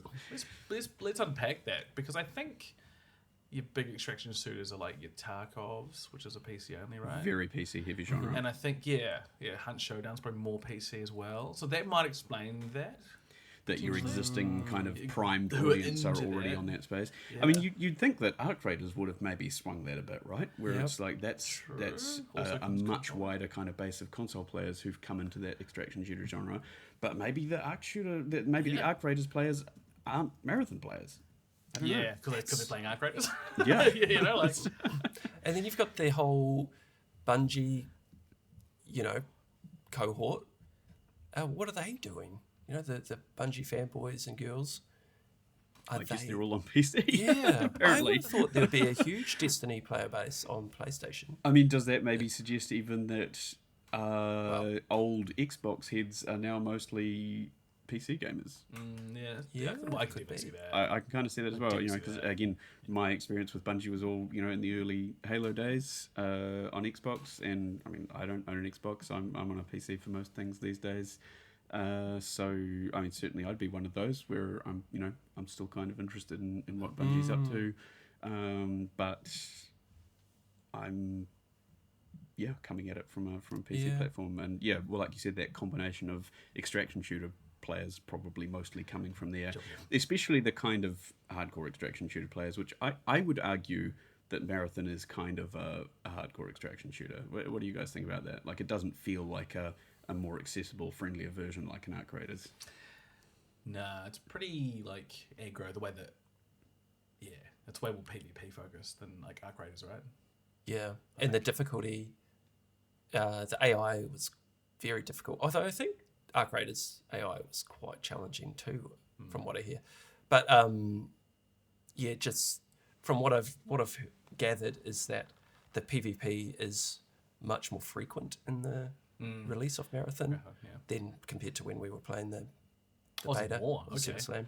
Yeah, PvP encounters are quite frequent. Because they did things like upping the audio range of gunshots and things, right? Like briefly way too far by the sounds of it, which just made everybody kill each other immediately. And then they kind of reverted it to a halfway point to find some happy medium. But definitely sounds hardcore, like, because you've got the high difficulty of the AI, which every combat encounter is a challenge, coupled with very frequent PvP interactions. So. And it feels like the game is kind of pushing you towards shoot on sight with other players, right? Yeah, I like think so. Something about the way everything is structured just feels like you're just meant to shoot people. The way they're kind of presented and everything else. I don't know. Just maybe it's partly just because the guns feel so good. Because this is Bungie, feels real good to shoot nice. stuff. Yeah, that's a very good point. I completely miss it. Was part of their marketing that you could team up with random people in a match and work together. And that's more I just the completely general miss extraction shooter social dynamic, right? Like, Right. traditionally, extraction shooters have been quite open to a bit of social negotiation with prox chat and things. We're like, whoa, bro, let's work together, bro, don't shoot me. I don't think that's ever actually happened. Like, maybe in the very rare occurrence, but like as far back as DayZ, I remember.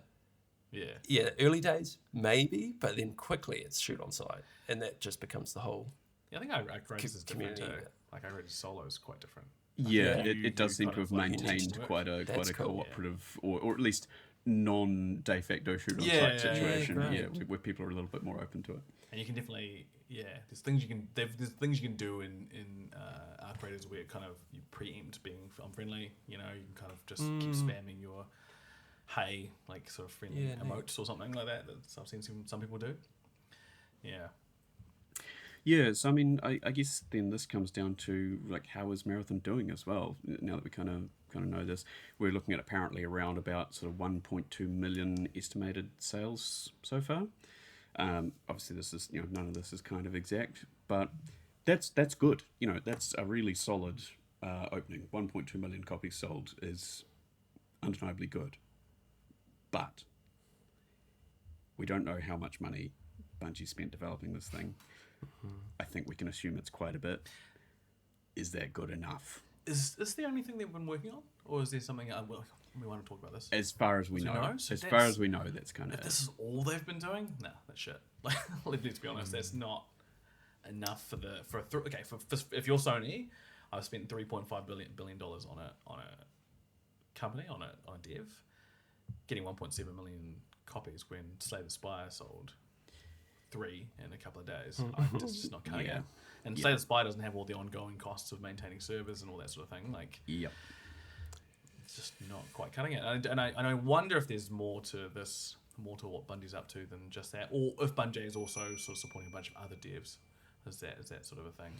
I think there was, I mean, as part of Sony's big live service push, there was certainly Bungie kind of coming on board and acting as advisors to a bunch of other live service games. But I mean, Sony in general is pulling back from all those live service projects now anyway. And so as far as I can tell, it sounds like Bungie has been largely focused on Marathon, and they may have had something else going on in the background, but it seems as though they've been pretty exclusively focused on this thing. yeah, it seems like a little bit of a shaky outcome at this point. That being said, it doesn't seem like either Sony or Bungie are interested in abandoning the thing. I mean, obviously they've got a pretty huge sunk cost going on at this point. Yeah. So one would imagine that they continue to support it, and maybe it just becomes a slow growth. Because this has happened with a number of these games. And again, it's had really good word of mouth. Like, the people who have been playing it seem to be really enjoying it, and seem to be continuing to play it, and seem to be talking to other people, going, "Hey, you should get on this. This is a good time." That's cool. That being said, I think it's still something of a niche because it is punishing as hell. it's stressful. Yeah, it is. But it's good. And there's no denying that it's kind of beautiful to look at. It's really got its own vibe. And yeah, I think it could well continue to do well. It gets a little bit weird, like, going on with it's really on its own vibe and it's beautiful.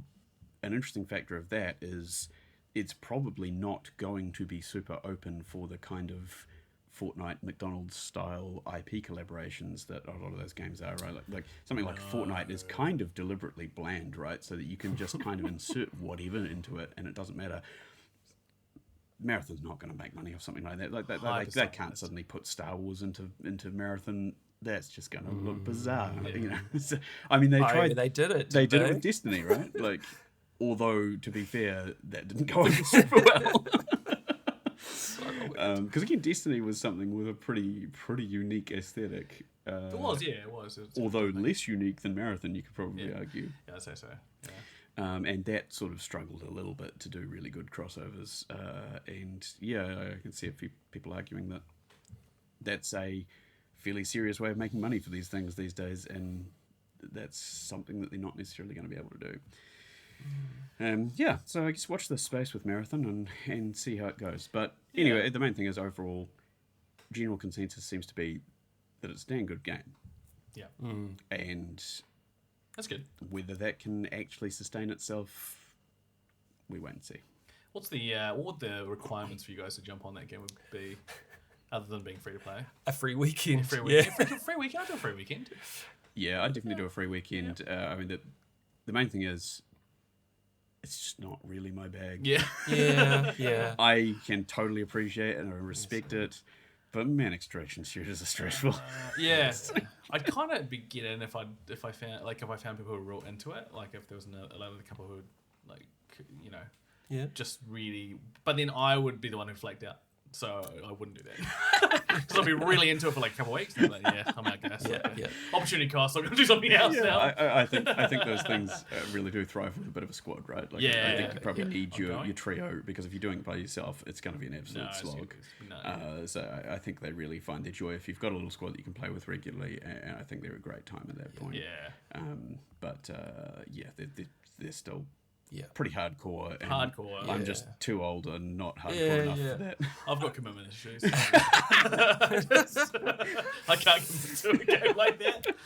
I think they'd need to release, for me to be personally more interested in it, they'd need to maybe release some more PvE content with interesting boss design, or like epic events that happen that really challenge you. Totally, because I mean, I was quite a Destiny 2 sicko for a while. I got a lot of fun out of that game. Again, playing with one or two mates, and we were almost exclusively doing PvE content, and we put a lot of hours into that. That was a good time, and even their PvE modes that they had in there. I liked it. The Gambit. Gambit. Yeah, Gambit was a good sick. I really liked that. Yeah, so like, they have kind of managed to solve some really good PvE stuff before. And yeah, like you said, it could be nice if a little bit of that ends up bleeding its way in there. And it sounds like the end game content is maybe a little bit more that way. Again, having only been in the Service Slam, haven't had an opportunity to play the end game content. But sounds like that's kind of some really punishing stuff that's sort of keeping people interested. they've done a really good job previously on just kind of long-term building on their products with the likes of Destiny and Destiny 2. Well, I mean, particularly Destiny 2. So, yeah, let's hope they can just kind of keep expanding it, keep building on it, on that base, and kind of getting new people on board as a slow burn, because I think that could well happen. Could be a long arc redemption story. Well, never redemption, just sort of slow build. Slow build. On just full left field story, Verity Townsend from IGN reports Capcom have apologised for a bizarre incest storyline in Street Fighter 6. Oh boy. Yeah, won't go into it too much, but it has been revealed that one of the newly added characters to the roster is now in a relationship with his adoptive sister / second cousin. I think it was revealed that they were like adoptive sister, which is not great. It's a bit of steps of sister vibes. Bit weird. But then also they made canon that I think he was her second cousin or something. Like, why? I don't know. Wow. What are we doing here? That's the story. That's the story. Apparently they're expecting a baby? Yeah, they're expecting a baby. Yeah. Oh, yeah. boy. Yeah, I missed Oh, that. so they can't even pull out at this point. They're in a relationship. Clearly nobody pulled out.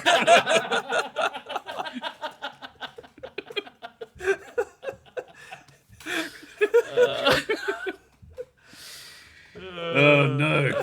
I don't know if there's much more to say about that. Come, what are you doing? Yeah, like what? Like, yeah. It's so weird. Apparently they're apologising for the confusion. Yeah. So, were you guys confused by this? I was confused when I saw this it's being an actual story headline. Like, are you kidding me? This is... yeah. Nani. The quote from Street Fighter 6's director says that they're not planning on changing the characters' backstories, but we plan to revise certain text passages that may have been misleading. Well, them being cousins. Like, Presumably. Although, is that their backstory? Because They're second cousins, so it's okay. Cousins. Oh my god. everything's fine, guys. What are you on about? That is not okay. That is not okay. Oh, Street Fighter. I mean, Capcom had to have a bit of a stumble at some point, I guess. They've been on a tear. Weird that it was incest, though. Yeah. Just not. Yeah. Didn't see that coming. It's good marketing, at least. Now, on another completely different tack, have you guys seen any of the new gameplay trailers for Exodus? Have you guys caught up with this game existing at all? Are you aware of it? I need to. I thought it was Judas, but Judas is a completely different game. So Exodus is a brand new IP from a company called Archetype Entertainment, which is founded by former BioWare developers, including the writer of the Mass Effect series, Drew Karpyshyn. Yeah.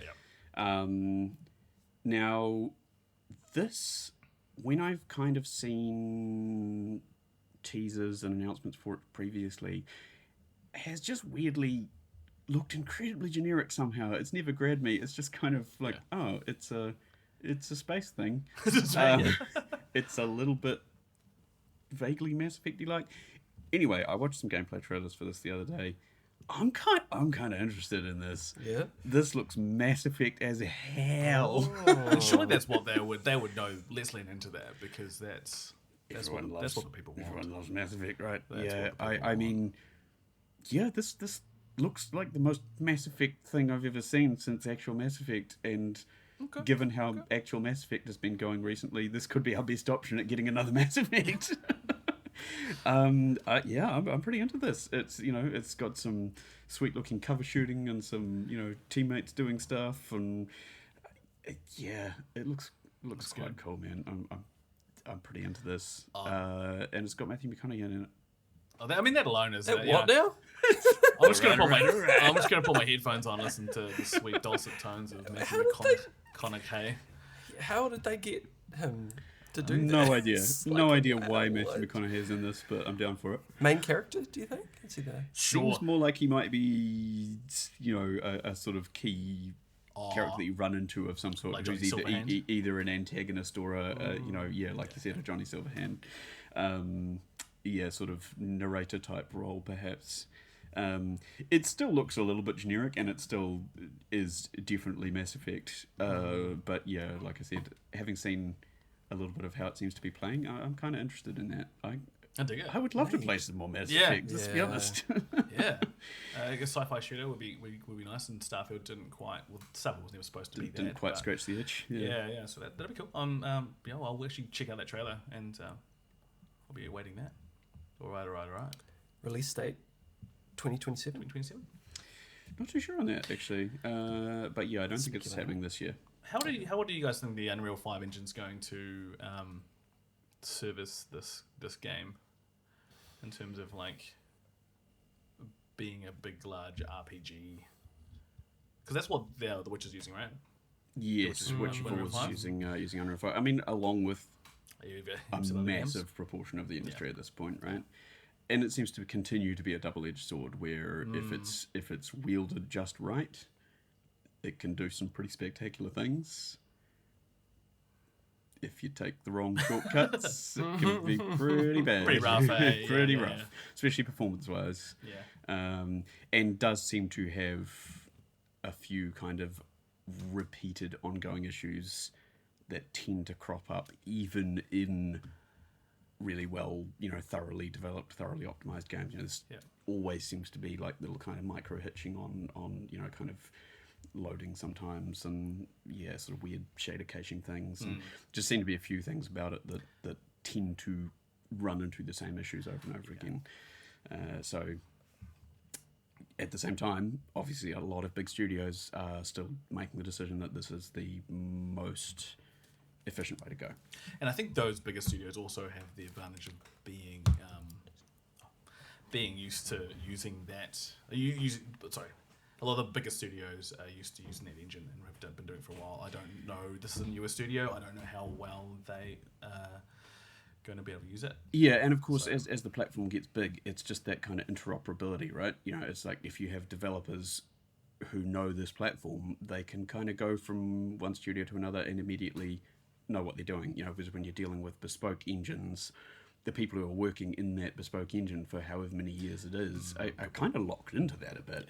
They're exclusively doing that, and a lot of those skills may not carry over that well to a completely different engine. So there's that kind of ease of, it makes hiring easier, because you can just go like, well, we're using the engine that a bunch of the rest of the industry is using, and we know that people we bring on board are going to have a shorter on-ramp because they are already familiar with the tool set to a certain extent, or at least they're much more likely to be familiar with the tool set.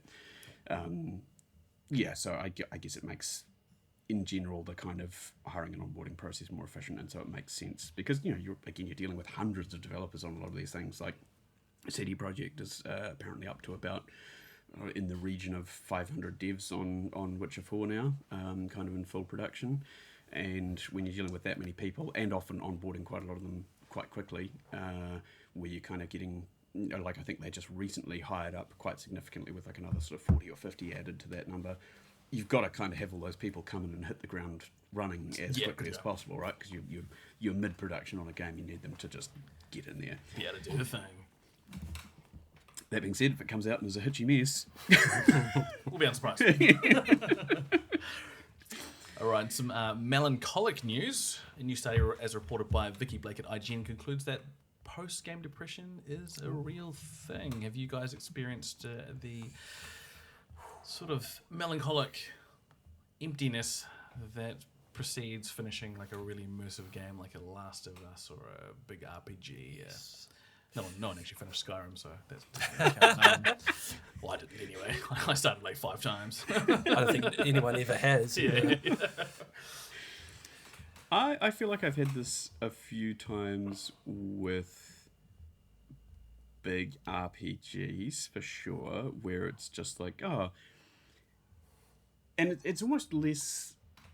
It's almost less about I finished the game, and it's more like I'll never be able to experience that for the first time again. I think that's almost the saddest part, where you're like, that's kind of done, and even if I play it again, I'm never going to have the experience I just had. Yeah. And when it's something that you've really, really enjoyed, whether that's due to your connection with characters or just a sort of overall amazing experience in terms of gameplay, but I think plot and story tends to do it the most, right? Because that's the thing you really can't ever experience fresh for the first time. Whereas game mechanics, you can kind of come at them again and be like, yeah, this still feels good. It's pretty sweet, yeah. Yes, I can kind of understand that, and I think I've also had it sometimes with some really short, impactful titles as well, where it's kind of a mixture of unfinished that and also sometimes just a really emotional ending built into the game itself as well, where it would get to the end and just almost be left kind of bawling a bit, and you're like, that was intense. I feel sad now, but not in a bad way necessarily. There was a game on mobile. It was a really short game. It was about a relationship. Who played that game? I thought you were going to say Dislight for a second. No, that was more just an addiction that had to be curbed. They're really good art. Let's not go down there. Let's not talk about Dislike. It's only taken 3 episodes to get into that. Yeah. Let's just Listeners will be like, what the crap is Dislike? I'll tell you, folks. Dislike is... Oh, no. What was it called? It wasn't good. It was this game, and it was just a little kind of click game on your phone, and it was just about this. You had these little QTE kind of interactive puzzle things you do, and it was just about this woman going through getting together with someone and then breaking up with them, and it was just like a lot of really cool symbology, and it was just a really emotional. It was really short. It was like less than an hour. It was like a tiny little game, and I was like, man, this is such a sad game. And like you had moments. There was one of the mini games was them talking to each other, and it's been so long since I played it. But basically, it conveyed that like they were just talking over each other and just like no one was actually communicating. It's like early on, those puzzles were like kind of quite synergistic and you could kind of do it quite easily. And then later on, it was just a big mess of kind of noise and people yelling. So it was that story told through the mechanics of phone. QuickTime events. Oh, am I off? I'm not hearing Nate coming through. Am I? Yeah, he's am I working? He's coming through? Okay. Yeah. Weird. It's just quiet. Can you not hear it? No, you're just not coming through my headphones. Okay. Sorry. We won't say. Oh, yeah. So is it sort of the narrative of communication breakdown in a relationship told through the mechanics of QTE events? Yeah. Well, that's like part of it. There's like a lot of different sort of mini games. Basically, you play a bunch of mini games, and they all you would help her move and stuff when she moved into a new place or out of her place with her partner and stuff. And it was quite a sad game, really. Yeah. Did that hit you on a personal level? Nah, because I was probably single at the time. Okay. Like so, I don't know. I'm just a bit of an empath. I just felt bad for this woman, you know. Yeah, just getting depressed vicariously. Yeah, exactly. Yeah. So interestingly, looking at IGN's article here, so it's saying that this study claims to be the first ever quantitative measurement of this sort of post-game depression phenomenon, that it's something that's been talked about a lot for quite some time. But in terms of actually trying to measure it, this is kind of the first real attempt, including the fact that they were breaking it down into 4 sort of sub-phenomenons, game-related ruminations, so I guess, kind of thinking about it, challenging end of experience, necessity of repeating the game, and media anhedonia. Now that is a very cool word. That is not something I've come across before, but makes perfect sense. The term given to the inability to experience pleasure from activities that are usually enjoyable. So I guess you finish it and it sort of blanks out everything else to the point where you're like, I can't enjoy these other things now because this thing was sort of such a one-off that now everything else feels a bit bland. Does that include not being able to enjoy that game again, to the extent that you did enjoy that game? Maybe so, yeah. I mean, that would make sense too. But when you have this sort of sense of a one-of-a-kind experience, just kind of struggling with coming to the realization that that you can never play it for the first time again, as I was saying, and that you can't get those same feelings out of it again, and that the media anhedonia being no other video game or form of entertainment seemed to fill the void. I guess it's primarily relating to other media, but also obviously that you'll never be able to get that same level of reaction out of the media you just played as well. That's actually, strangely, that was what my example was going to touch on. a completely different genre of game than either of you guys have mentioned. So my example of experiences in this was with PlanetSide 2, which is a what do you call it? Massively multiplayer first-person shooter. Yeah. And seeing, experiencing the epic battles, huge battles that I've never experienced since in any other game, and also experiencing sort of the decline in player population through the game's lifetime. And so in the early days when I got onto that, you could log into the server, there would be hundreds of people playing at the same time. There'd be incredible firefights, with tanks and planes and infantry. There'd be very active clans that you could easily join one. I joined one at one stage and had some fantastic experiences with people that I'm never going to meet ever again. They said they were lovely people at the time. And we had some incredible moments where a collective, like created these memories together, memories that we're never going to create ever again, because I don't know where these people live. I don't know who they were, but we've each got this memory of pushing point A in a biolab, which is like pretty much a miniature capture point on the larger global map. You would do. Just to go back to try and paint a picture for you. As a clan, you would squad up, and your commander would give you a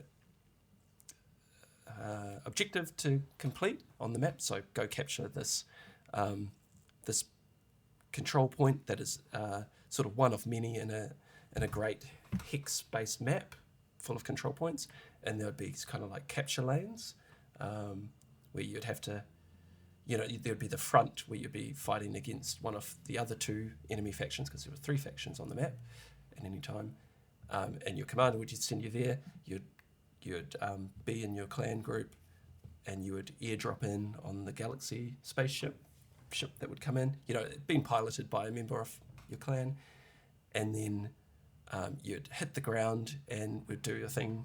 It was called a max crash, which half of your clan could have, I think, 8 squads, and you were all sort of working in conjunction with each other to capture points across the map. And this max crash is where half of one squad is max units, which are mechs, sort of miniature mechs. The other squad is engineers and medics trying to support them, and you are being dropped into a sea of enemy, essentially, and you have to crash your way through them to the control point and then hold it. These kinds of experiences don't exist in that game anymore, because there isn't the organised level of play.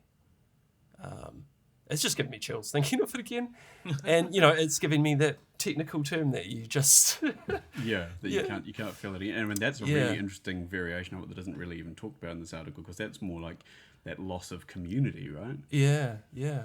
And then you log into these games in the hopes that you're going to get this experience again, but the people are leaving and the population's dwindling. Yeah. And you just kind of come out of it feeling unsatisfied and knowing what it was and knowing that you'll never be able to experience that level. It's almost like that sort of sadness of visiting a dead mall or something, right? It is. It becomes a liminal space. So, something where there used to be all this kind of liveliness and community, and now it's just kind of a shell. Yep. And you're just sort of by yourself, trying to reach out to the other players and trying to work with the other players, but not really forming any. Yeah, it's an interesting. Oh man, now I feel feeling. Sad. Yeah. That's rough. Have you guys seen the YouTuber who does his whole shtick is like 30 days to revive a whole community? Oh, it's epic, man. Like that guy's like, if you want to have the opposite feeling of that, the feel good kind of like, he usually has a thing where he'll go like an MMO. He did like Second Life or like and he goes back and he's like, and then he has a little party with the existing people there, and he meets all. It's like such a wonderful talks story. to them about the about history their history and like their experience in the game, like the friendships they made. Like these are really deep friendships that last like 20, 30 years. And then he sort of brings the community back up again because those videos get like millions of views. And then they will tour. Very Like cool. often he'll come in like as a complete newbie. Yeah, you knew it. Yeah, no idea. And then someone will take him under his wing and give him a whole tour of the game. Yeah, and there's always the one person who will just like take him under his wing. Yeah, yeah. And he goes from like being like this game's dead to being like, oh, it's actually really alive in this small group of players. People keep it alive, and then because of the video, people like come back and he kind of grows up it's again. Very feel good. That's very nice. Yeah, a nice way to. Yeah, I like that. Just revive a dead video game community. That's And quite so cool. interestingly, the article kind of finishes by confirming that the genre most affected by this is RPGs. And I guess a lot of that is both down to that attachment that you tend to grow with characters in RPGs, due to the sort of character and story heavy nature of them, and just due to the fact that you're spending a lot of time with them usually.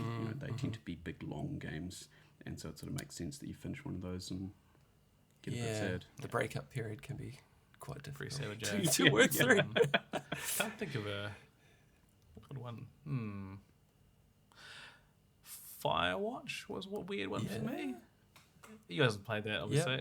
Even though the ending was what it was, the being in that world, and then sort of ending, and because that this character, well, he obviously is not a real person, but you kind of like are in the snapshot of his life, and you're like, but a whole bunch of stuff happens after that, and I would ruminate about like, what did this guy do after this? After the game, like, did he go? Spoilers. Did he go out and find the other person in the other tower? Like, was there like what happened? Because it just kind of ended, and you're like, that for me was one that was just. I love that game. That game was great. Yeah, I'd say two interesting ones that I had experiences with on complete opposite ends of the spectrum.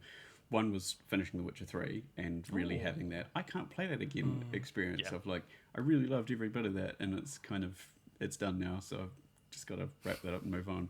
And the other one, actually, in a completely different weird way for me, I think, was finishing The Witness, which is just a little puzzle game. But something about just existing in that kind of beautiful little environment really was just this kind of nice little cozy, comfy zone for me. And finishing that, I was just kind of like, I can't discover that again. It's kind of gone now. Yeah, right. And that was definitely a bit saddening. Do you think I can imagine the fact that you then had to stop using your brain nearly as much afterwards maybe it affected you? So you've gone from like your brain would just be like your brain probably grew like 25% playing that game, and then shrunk 50% afterwards. Yeah. Never to return. Oh, it's fascinating. And like going back to PlanetSide 2, like it's often something I've wanted to then impart upon you guys, to be able to take you on that journey and show you, like do the tour of the game, just so you know what did exist. But then also knowing that it's not going to capture what it's just not there anymore. Yeah.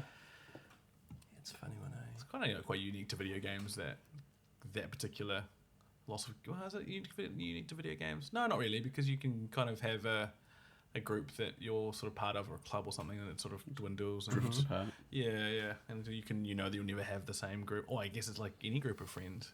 It's people sort of come and go or pass away. It kind of changes. It changes that dynamic, and that you might not necessarily have those experiences, the kind of richness of those experiences again.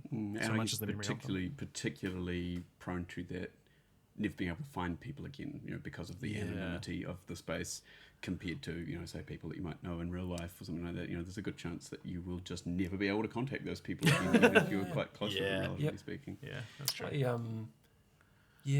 With Secret World.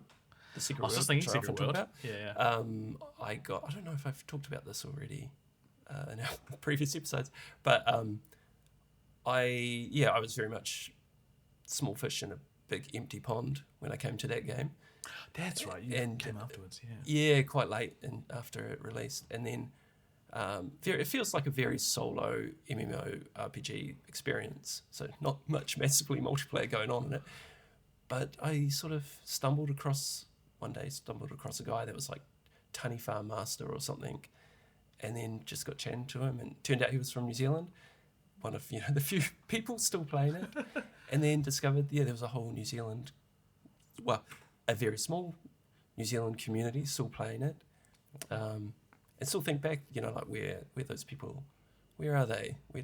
I know that some of them lived out of Palmerston North at the time. Yeah. But it'd be great to be able to meet them and just talk about those experiences that we had in those games. But yeah, to be that the games are becoming more and more social in terms of like multiplayer, but also kind of less, so a little more anonymous, I guess, in a way. Like, when was the last time you formed a bond with someone that you played with online? I guess it's because we all have our existing groups. We kind of just play games with our group of mates. But yeah, I remember like earlier days, like actually adding people on PSN or Xbox and actually having joining like a community. Yeah, I think like one of our friends, he became really good friends with another guy, and they actually became friends in real life. And I think one of the guys actually went to one of the other dudes' weddings, and actually, yeah. But that doesn't happen as much, at least that I'm aware of. I'm not that, I'm probably not the best arbiter of that truth, but yeah. Yeah, my gaming habits tend to be quite antisocial. yeah, likewise, just really immerse myself in something. And I think part of that is sort of adult time commitments as well, right? Like it's hard to kind of turn up at the same place at the same time sometimes to do things together, and so you just end up kind of gravitating towards single player experiences that you can kind of pick up and put down when you need to, and Have you, on that note, dabbled in Slay The Spire II co-op? No, but definitely planning to do that very soon.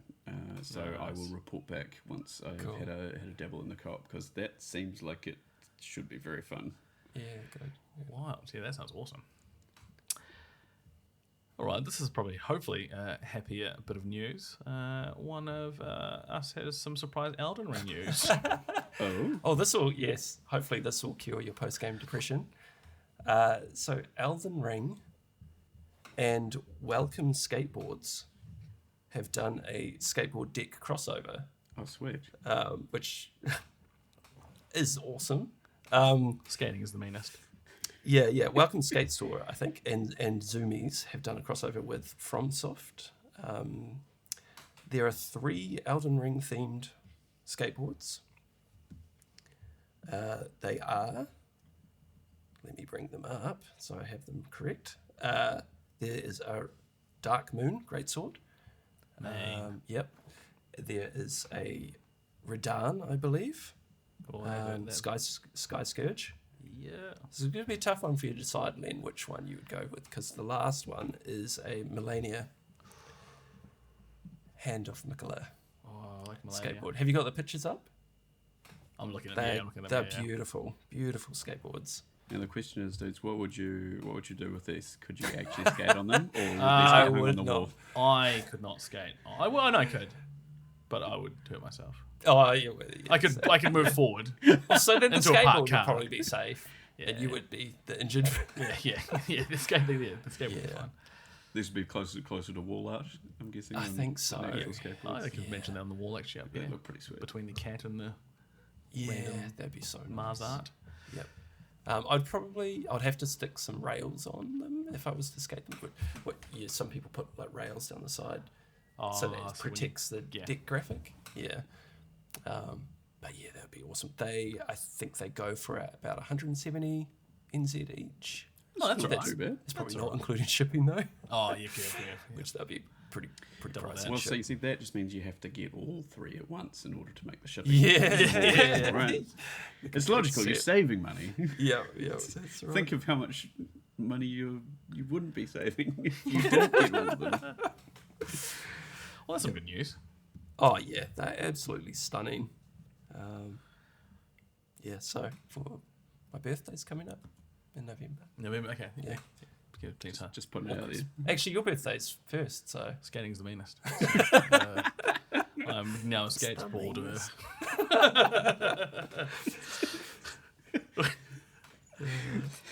Sporting. Yeah.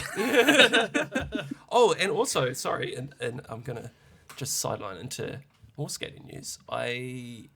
It must have been something we talked about last week, but I got my first backside disaster. I was just going to make a joke we about that, did- but we did, that's actually what happened. Backside disaster. Yep. I don't know what it was, but something unlocked Something quick. following our last podcast episode. Was it Chipotle? Was it Mexican? Post Chipotle. Yeah. And even more exciting, I got a backside disaster and a frontside disaster in a single run. Oh, It's a frontside disaster. Yes. Cool, that's... Yes, wouldn't you like to know? I mean, you probably don't I want to know. don't want to know. I don't want to know. Can I not know? I mean, you had a frontside disaster. You know, didn't you? yes, it was a trip to hospital for a frontside disaster. We won't talk about that. We don't know. I'm not going to edit this out of the I'm okay. podcast. I'm okay. Yeah. That's good. Listen, Mostly. he's with us. He is with us. Oh, fantastic. Well, that's some more heartwarming Feel cured? news that you did the backside disaster, and there's some Elden Ring. It's like very bespoke Nathan news, isn't it? Like, Yeah, I Very, love how specific that that's is. very- They made that for you. yeah. Yeah. You are like the Yeah, what is The the Venn diagram? crossover between Elden Ring and skateboarding? I don't It's know. just Nathan's. Apparently it exists, and I admit. All right, after that hell of a news section for the not even in 2 weeks, it's been a week and a half. We're recording this Yeah. episode early. Yes, the news so does keep newsing. It just keeps on coming. It just keeps on coming. We'll go into what we've been playing, and I have only been playing one thing. It is Unicorn Overlord, and in the document I've got over halfway through, cross that out, almost finished, cross that out, finished, cross that out. Managed to get the platinum before this episode. Eesh. So I platinumed the 77-hour game in like 2 weeks or 3 weeks or something. What proportion of hours was the road to platinum? The platinum after I'd finished the game was like 2 hours or something. Okay. Oh, But the sweet. total time was like 77 hours. Yeah. But that's probably not pretty including me walking away and doing dinner. It's probably close to 70, I'd say, which is still crazy. And this is a sort of tactics RPG, right? Tactics RPG, fell in love with it. I think it's probably one of my top 5 favorite games of all time. How much of that 77 hours was gooning? Like at least 69. Very good. So much burning. You do. It is a little bit like The Bachelor, like because he's like you can recruit like 70 different characters, and you there's like a ring ceremony, literally a ring ceremony that you perform to power up your rings to beat the final boss. You can decide not to do that, and the boss will kill you. Sonic the Hedgehog? Yeah, that wasn't an option, unfortunately. I'd totally marry Sonic. So this was the tactics game where Disney did not get involved. No, it's definitely not. Did not involve in this tactics game. I really appreciated the simplicity of the characters. Often I prefer a more complicated protagonist, one with a bit of nuance, one where they've kind of got a bit of some sharp edges. No, this is just a really like wholesome prince that wants to do princely things and like unite the people and fight against it. It's like very fairy tale. Just a very good boy. He's a very good boy. Yeah. His mum would be proud. Is his horse an even gooder boy? His horse is like just full metal armor, like just real, like super, like. Real, So the horse is in fact the bad boy. The horse. Yeah. The horse is kicking ass. Yeah, it makes him look like less of a wuss. And it's just so good, so good. And you pick your wife to be, I suppose. Yeah, and you can pick the other dudes as well. It's just more about the bond, so it's not necessarily romantic. But I picked the girl I picked was the one who. She was like super thirsty, and she was like, she meets you in the middle of the battlefield, and she's like, "You're hot."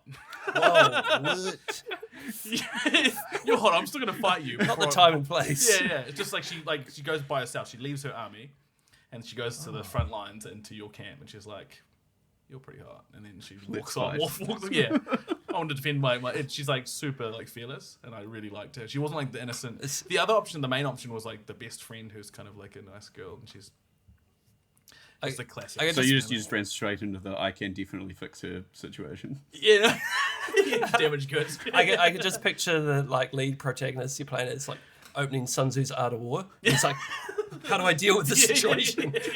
He was quite rattled actually. He was like, This isn't in here anywhere. you're so forthcoming. What if you get hit on in the middle of that? You're pretty There's much, something in here about knowing your enemy, but is she I my don't know enemy? what to do. Horse? Yeah, it's like, How do I handle this? horse just runs away. And it's like just the big speech mark over the horse's head just bails. Yeah, just a really wholesome, great game. So, this begs the question, where are the unicorns? So this is spoilers, but the unicorn gets killed at the very start of the game. Like the emperor, the evil emperor, kills the unicorn, and the unicorn kind of gets revenge through you and your bloodline. Wow. Yeah, This is evil it's like a pretty unicorn. angry unicorn by the sound of things. Yeah. Whereas the unicorn's dead from the beginning. So the It's like a the special real magical beast. unicorns are the friends we bang along the We way. bang a yeah, yeah. The ones that hit on us on the battlefield along the way, yeah. Top 5 game. I recommend if you're into. Are you suffering from That's technical right, I was gonna talk about that. post-depression? No. word? Oh, yes, anhedonia. Yeah, no, because I'm gonna go play something else after this. So, Right. it's fine. Like I really loved it, really enjoyed it. I think now it's a bit different when I was younger, when there was no, you didn't have the money to just go and buy another game. Whereas now it's like you just can, and because of the massive libraries and backlogs we have, I can just go on to something else. The next thing I'll play is a short little, I think it's a little horror game. I can't remember what it's called. Set in a radio station, I think. It's like a little murder Not, first person. What's it called? Stories Untold. That's an older one. Nah, but that's in a radio station. Yeah, I think I'm not sure what this one's called. It's on my PlayStation. Also, go play Stories Untold. I should. Yeah, I'll it's good. look at that one. Yeah. But that's pretty much all I've been playing. I'm not sure what to go on to next. Maybe I want to go Crimson Desert. The reason why I want to play Crimson Desert, I'll just touch on this briefly, is because two things. Firstly, I saw someone who RKO someone through a guard tower. You can just RKO. It's like Randy Orton WWE move, and just like smash them through the guard tower. There's a wrestling simulator in that game too. I will post a link to that meme in the description here. And also the second, even more important reason is you can collect cats. And give your cats armor, and just people have turned this game not into Crimson Desert, the action sandbox, Just but into a cat the collection. cat collector game. More of a litter box. Your little box, yeah.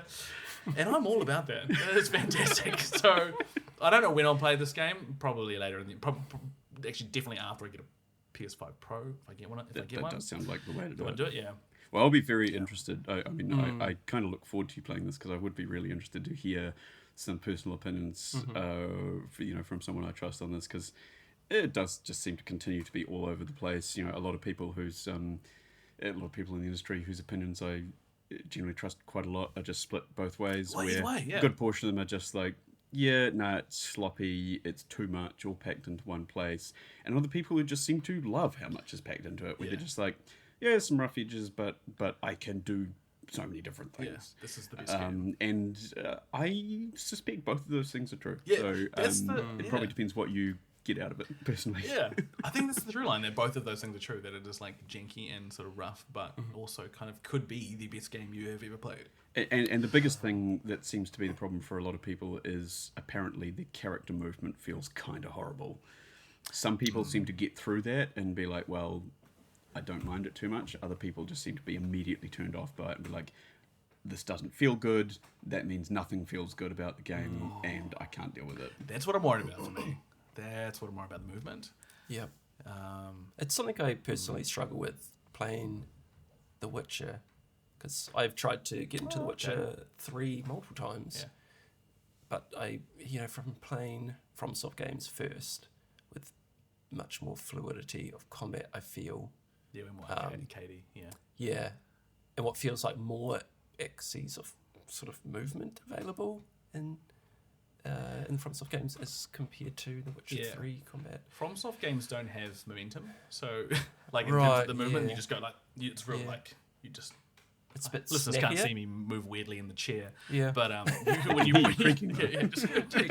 so when you move left and right, when you press left, you go left. When you press right, you go right. Whereas Witcher, you go left, and to go right, you kind of goes left a bit and then comes back right. There's a bit of momentum, and that's kind of GDA is notorious for that sort of. It seems really clunky and It's almost like tank weighty. controls. It is, Like, yeah. It's all the old Resident Evil. yeah, Yeah, it's that difference. But whereas when you're playing something that requires just precision, you need precision movement. So all of your FromSoft games, your Neos, as well, like Sekiro will be a big They example of have that. to be tight. Yeah. Super And tight. it's always that balance of kind of tightness versus animation fidelity, right? Where it's like if you're going for something that kind of looks correct, looks physically right, your character has to have a bit of that momentum, a bit of that kind of pullback. Whereas if your focus is on this combat's got to feel perfect, you've got to forego that. You can't have that character momentum. It's got to do what you want it to do when you want it to do it. Which looks a bit weird.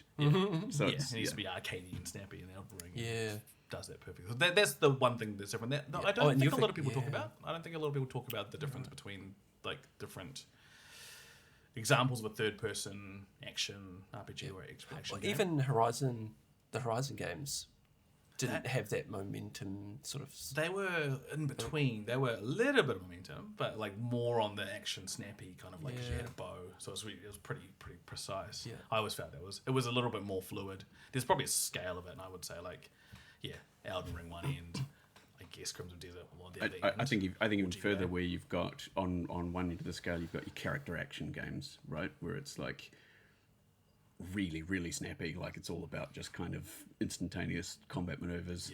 Probably then sort of 3/4 of the way along that spectrum you've got the FromSoft games where they're slower and more deliberate and more focused on kind of reading and dodging and things like that, but they still need that kind of instant responsiveness, albeit with some very slow elements with timing attacks and things like that, the parries and stuff. but very responsive movement.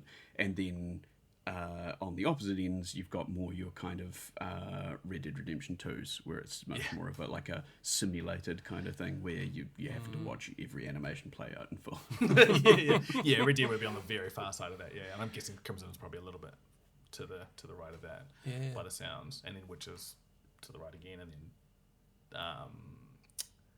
Forbidden West is to the right again, I guess. I've heard people explain that the biggest pull for them with Crimson Desert is the exploration. Yeah, I've heard that quite a bit. The kind of there's something over the thing. There's something over the horizon. What's that going to be? There's a temple there, and it might just be a stat point. It might just be a new weapon. One thing I'm really curious about is what the loot looks like in terms of usability or actually making a difference to the way you play the game. One thing that Elden Ring does so well, because Elden Ring is one of the best open world games of all time, is just every bit of loot that you pick up. Some people might disagree with this, but I think every single bit of loot you pick up opens the possibility of some build you might play down the track or give you options. It depends. If you don't play like that, then it's probably not that. You might find a lot of these dungeons kind of empty. But for me, I was like, oh yeah, that's like a flame sword. That's pretty sweet. I'll make a flame build one day, or just have that option to just, because by the end of the game, you've kind of got your like killer build, and then you're just playing with different stuff. Like I think Nate had he had like the flame candelabras for a while. those whips. Yeah, so lava. Like your gags, like it's just lava guy. build. Yeah, and I was I was a little more sweaty with my choice of like Rivers of Blood. So just like the big katana does with the so bleeding much like, damage. It's so powerful. But I wonder how Crimson Desert sort of addresses that longevity in terms of your loot progression and what you can pick up being interesting. And experimenting with new toys things, that you find along the way. And cats. I saw someone drown a raccoon the last year. Because if you like hold a raccoon, and this is horrific because I love raccoons, and I was a little bit sad. But they thought about it. So if you like hold it, because you pick up animals, you can put them in the river. What? Oh, no. and if you leave them in the river long enough, oh no, they die, and you collect their like parts. Oh god. Sorry. I hope no kids are listening. Please turn it off if you have children listening. That's both an impressive level of sort of systems interaction and also, oh man. And it was like the worst thing was a raccoon, because I was like, I saw the raccoon, I was quite excited. I was like, I can have a raccoon farm. That's exciting for me. I wonder if like they've actually included the mechanics for the character then to catch rabies and then get admitted to hospital and then wait for like 15 hours in the hospital. Yeah, and then have like a lifelong disease that they're dealing with, and whether they've baked that into the game. Wouldn't surprise me. Wouldn't surprise me. All right, well, that's kind of what I've really overcome you, Unicorn Overlord and Overcorn Unilord. I'm definitely overcorned and I'm unilorded. Unilord. And a little bit of Crimson Desert, just questioning. Speculation. Speculation, yes. But yeah, watch this space. I might get that in the next few weeks. But Dave, we've already talked about Slay the Spire. We have. So yeah, I've been playing a bit of Slay the Spire, which yeah has been fun. And like I said, looking forward to playing the co-op on that, and continuing to try and make some sweaty builds. See if I can complete any more runs. And I also had a little crack at one we were talking about on the previous episode, Len, which is Goblin America from the Computer Worlds Expo. Yes. I had a little go at that, and boy, that was weird. Yeah. It seems like a really interesting idea where it's very much your sort of like Quake 3-esque movement focused sort of first person shooter where your shooting becomes an important part of moving around. Like essentially you're rocket jumping with every weapon basically. Yep. So like in the little short demo I played, the only weapon you get access to is a pistol, and immediately you can point that pistol at any surface that you're close to and shoot, and it makes you jump. And so you're kind of solving puzzles and the sort of 3D platforming puzzles by using your sort of pistol rocket jump. And yeah, it's very kind of fast and very kind of old school PC shooter feeling to it. Graphically, all I can really describe it as intensely shiny. Like there is a lot of PBR rendering happening in this game. There are so many shiny things. I'm not really sure why, but it's pretty eyeball challenging to look at. It's got a real sort of slightly fun grotesque look to it, and the characters are genuinely weird little goblins, and yeah, the levels are very kind of abstract and strange and covered in splashes of metallic paint and shiny stuff. Okay. Yeah, very very fun, very weird. Did you enjoy moving through? Yeah, the movement is great. The movement feels really really kind of fun and different and interesting. Honestly, not too sure what the gameplay is going to be like based just on the short demo, because.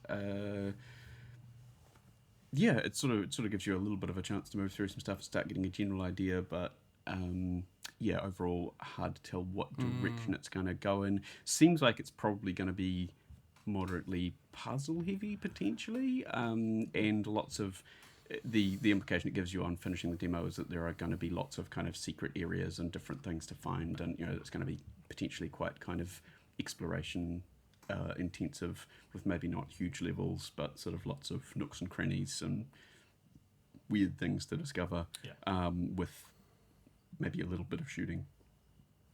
So like the other games in the Computer Worlds showcase, interesting one to watch, and yeah, just full of weird, unique ideas, which from sort of out of a single brain type thing. I think is a really interesting thing to explore. Nice. You wonder if they're going to introduce new weapon types that will change the way you move through. I would imagine so, yeah. Given that there seems to be a strong focus on weapons being for movement and exploration as well as for just shooting stuff, it seems highly likely to be able to kind of use different things in different ways at a guess. Mm-hmm. Awesome. Nate, what have you been? Is that anything else, Dave? You been jamming? No, that's pretty much been me this week. Yep. Yeah, I've got a couple of things. Yeah. I will start, as I probably will start for many episodes to go from into the future, with Clair Obscur at the top. Oh, yes. Yeah, so still making progress. I think I'm at the point now where I've got many sort of theories brewing in my head around what's going on, but still very much in the dark as to what is actually going on, and like not understanding anything about what is happening narratively. Yeah, I'm trying to also figure out whether I should be using my fourth party member, because at the moment I've kind of sidelined Sayel, is that her name? Yeah, and I've just got 3 other party members, and I'm pretty comfortable. You know, I've got some pretty crazy combos going on. Yeah, nice. And it's also something that I don't want to get stuck in just using those combos over and over again. So I'm kind of making a conscious effort to really shake my builds up. Okay, yeah, that's a cool way of playing it. Yeah, because I was like, I've got this combo where I light the dudes on fire, and then second party member, I'm not saying names specifically to avoid spoilers, does a move that then increases fire damage, and then the next person takes advantage of that on fire status to then gain a bucket load of AP, and then next time around they'll do their big move, and that seems to be sort of like an easy way to manage the combat and very efficient and get the most damage. But I've done that for the last 2-3 hours, maybe more. And so I think last time I logged in, I sat down and I was like, how can I mix this up? How can I experiment with new things? But saying that, at the same time, I've also sidelined Sayel, so I should probably bring her into the party and experiment with her to keep things fresh and interesting. Yeah, she can do some cool stuff. Yeah, and that will mixing up with her, you'll be able to do some pretty cool like sort of DOT sort of damage and that sort of thing. Okay, interesting. Yeah, burst damage. Yeah, with the cards. Yeah. I do like her mechanic. She's cool. Yeah, it looks really cool and thematically tied. Yeah. The theme that is tied to the mechanics is really cool, with the dark and light sides. Yeah. And she's a great character. I love, I think... As a character, I think she's one of my favourite characters. Oh, cool. I would say. Yeah. She holds the team together. She's just so, stable. Yeah. Like, just emotionally mature. I really like that character, right? An emotionally mature character. Yeah. Like, kind of embraces or understands... I won't go into spoil this, but there's just the things she understands. I'm like, yes, I really appreciate your perspective on X. There's some weird things that she's said as well that's like, especially in relation to Eskia, which is kind of like weird. Eskia's a weird bird. Humor. Comic relief. Comic relief / method of transport. Yeah. Here's your bus. Here's your whip. It's so weird. Here's your whip, bruh. It's so weird. and he's like... Yeah, and it was also like kind of the Han Soul as well of...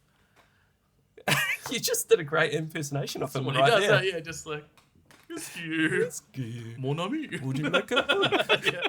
It's because this game is the Frenchest game in the face of the earth. It's... Eskia, mon ami. Eskia, mon ami. Not sure. Why are you French? It's so a big French bus. Yeah. It's so sweet, but also so dark at the same time. It is light and dark, right? Like, it's so dark. And they're so grubby all the time. Yeah, they are. The characters. The actual, but yeah. Can you just stop to clean yourselves? Yeah. Well, you got to go to camp, bro. You got to camp. Is that where you get cleaned up? I think when you rest. You not rest. You get time to rest. Sometimes. Yeah, that's when they clean up, I believe. Okay. Yeah. That'd be pretty cool, actually. Just like you got to go to the pool at the camp to clean yourself. It's like Metal Gear Solid and Solid Snake and Phantom Pain. You had to go for a shower. If you didn't have a shower, you'd just get in trouble for like. And then people could smell you. Your staff, because you had staff in like Metal Gear Solid 5. Like, nah, bro, you just. Yeah. Sort of push exclamation marks. Yeah, and Snake Eater, if you didn't eat, and then your stomach would rumble. Yeah, and then... that's a good one. That's good. Well, it's good you're enjoying it. Yeah. So enjoying that, I think. Yeah, looking forward to every session. I just really look forward to sitting down and taking the next step. Otherwise, I'm going to be very careful about how I talk about this next bit. But so have been playing the 4 loop pre-beta. That's it. That's what we can say. That's all I'm allowed to say. That's it. That's a wrap. And I'm planning on joining you in playing a little bit of that. And we will continue to not talk about it. Yeah. We're all part of we're in the beta. We can can say we're in the pre-beta. we can say that it exists. Yeah. Yeah.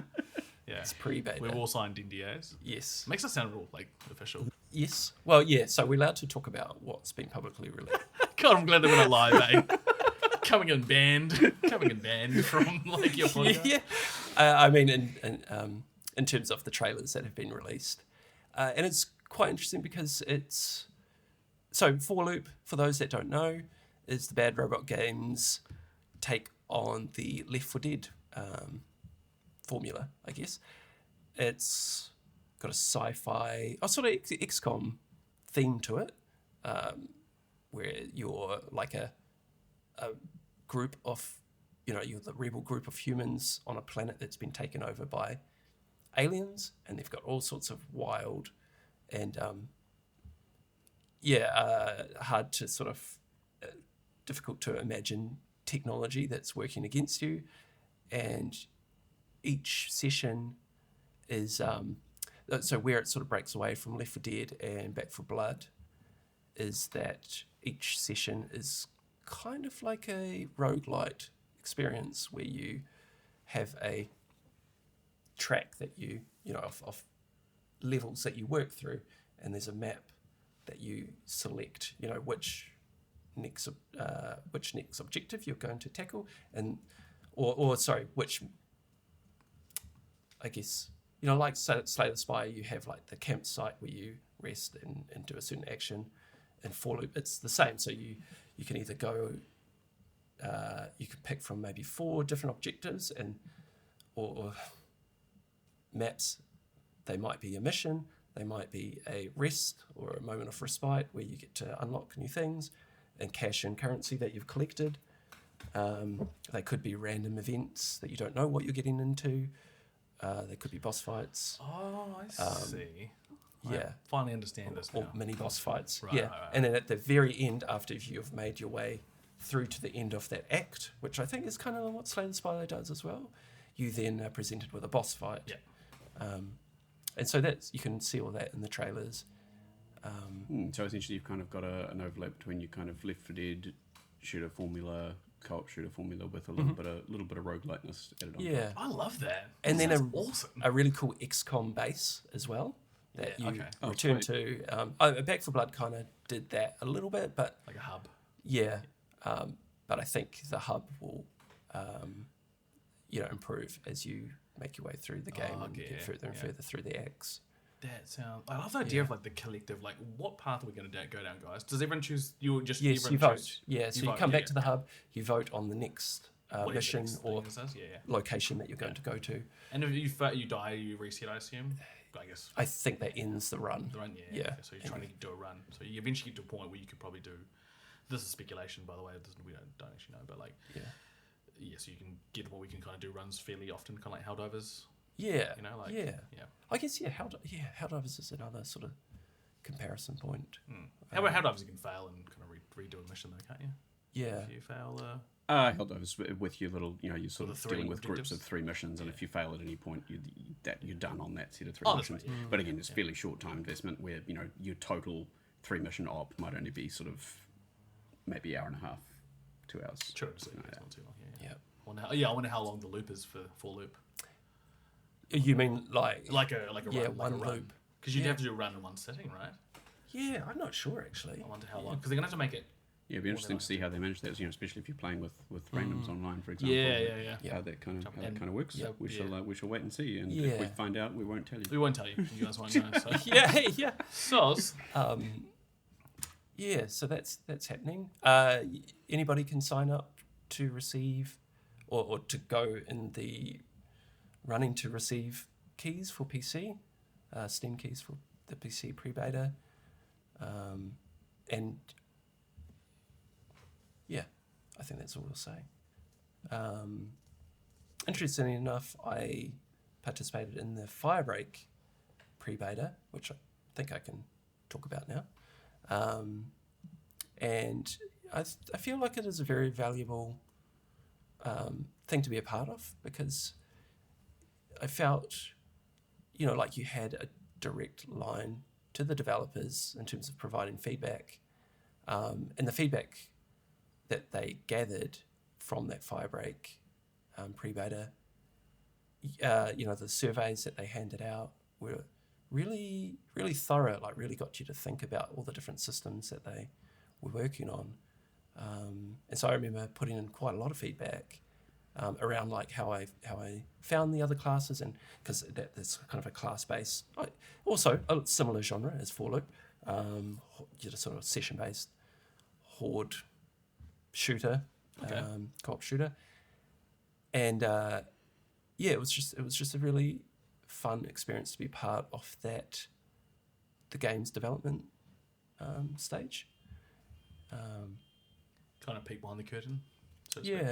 Yeah. And I like to think that they actually read that feedback that it provided and maybe made some adjustments I to it. imagine they would like probably collated it and sort of categorized the feedback in a certain like category and then sort of run the numbers. I imagine potentially. And especially like given how much I love Remedy. Yeah, I didn't even know this I was came like, out. I love you so much. My feedback. That's all it was. Yeah. It's like, Just a chance to interact with the game, and just Sam fangirl- Lake, fangirl please, out. and I just send my phone number. Like, Sam Lake, please call me. It's like, And that's why the game failed.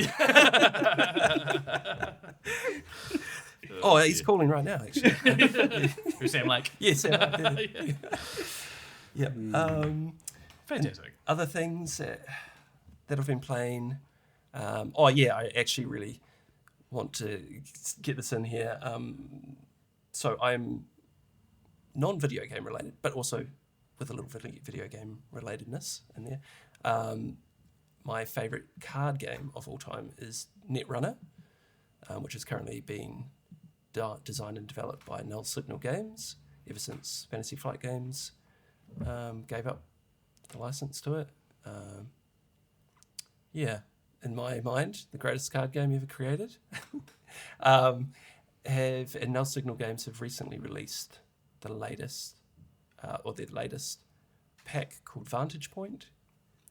They usually average one release a year, although I think they're trying to increase that. And the fun little tie-in is that the lead developer of Slay the Spire, do you guys know his name off the top of your heads? I'm gonna go with Giovannitti. I was gonna go with like Craig or something. Incorrect. He is actually a huge fan of Netrunner. Okay.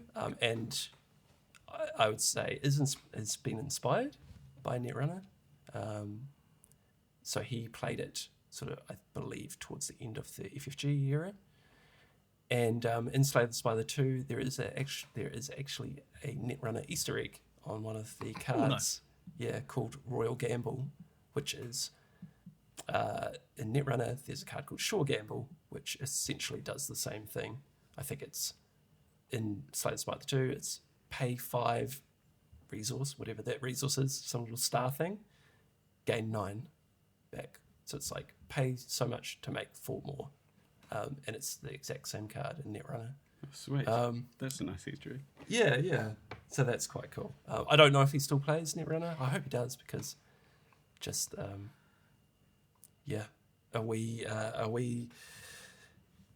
we poke there for Netrunner. If you Nice. haven't tried it, do try it. I've tried it. I can't remember whether I won or lost, but I had fun. I think I'd probably let you win. Yeah, I'd say so. Yeah.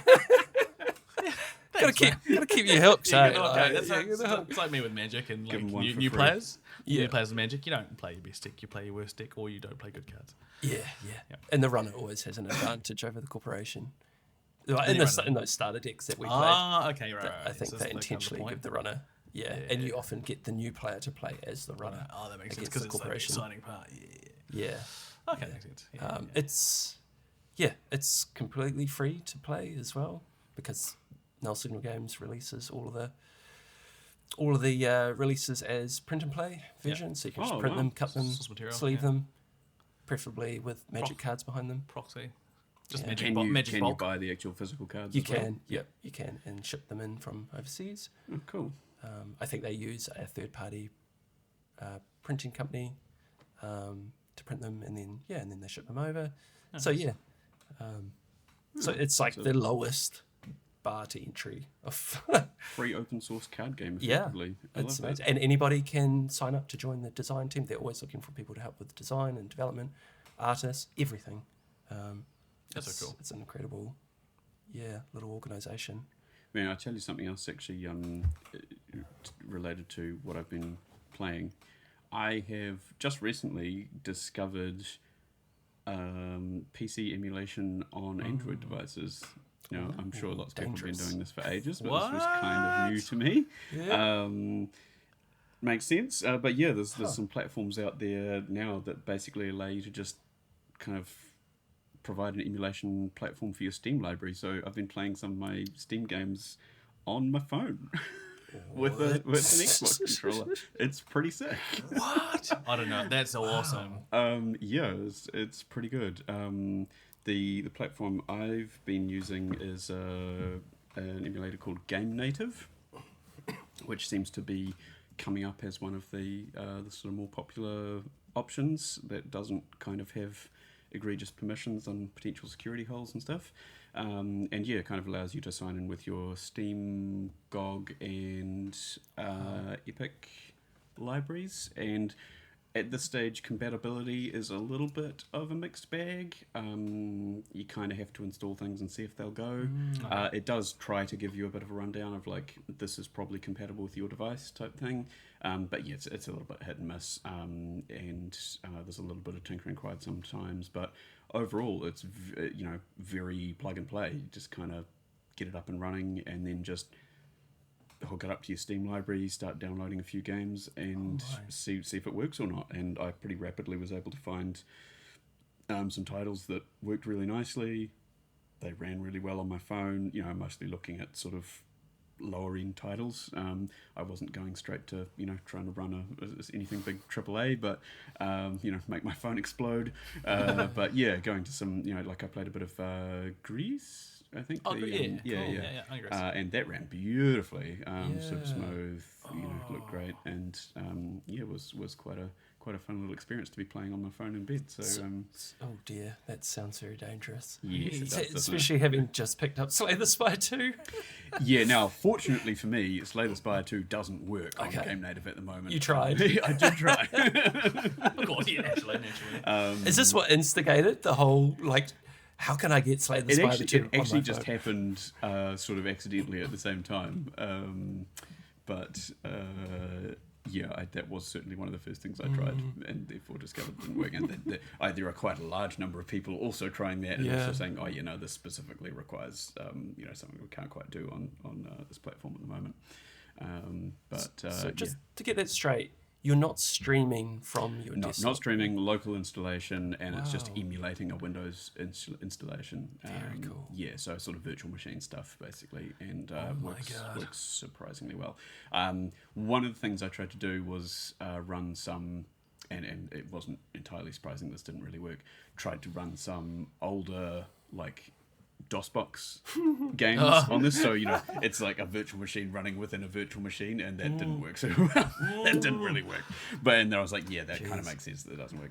The sort of more modern lower end titles that I tried worked beautifully. Wait, what DOSBox games were you trying to get working? I tried Commander Keen because I was like, heck yeah, it'd be good to play some Commander Keen on my phone, but no, that wasn't happening.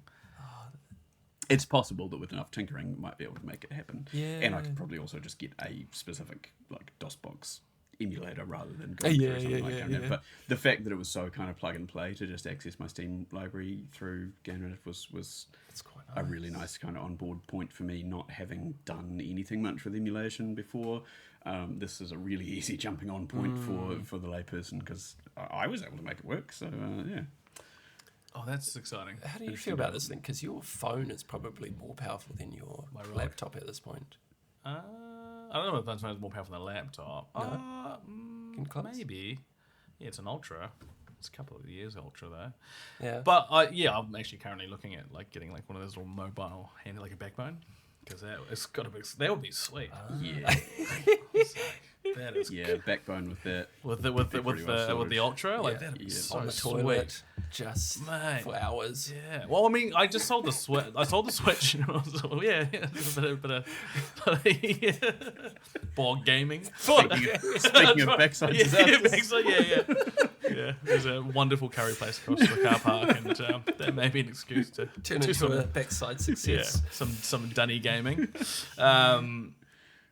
Because I sold my Switch quite recently, and I was away last weekend. And I was like, and I ended up like downloading another game on the Android, and I was like, man, I really kind of do miss when I go away having something to just for the mobile gaming. And the Switch was kind of a little bit cumbersome because I had a case and like just having a little controller. Like It's another device, right? Yeah. You've already got your phone. I've got the phone. Like it'd be kind of cool. I'm gonna investigate this. Make sure these like backbone sort of style things work. I'm sure they do. I'm sure they should hopefully be compatible. Can be sort of detected by the Windows install.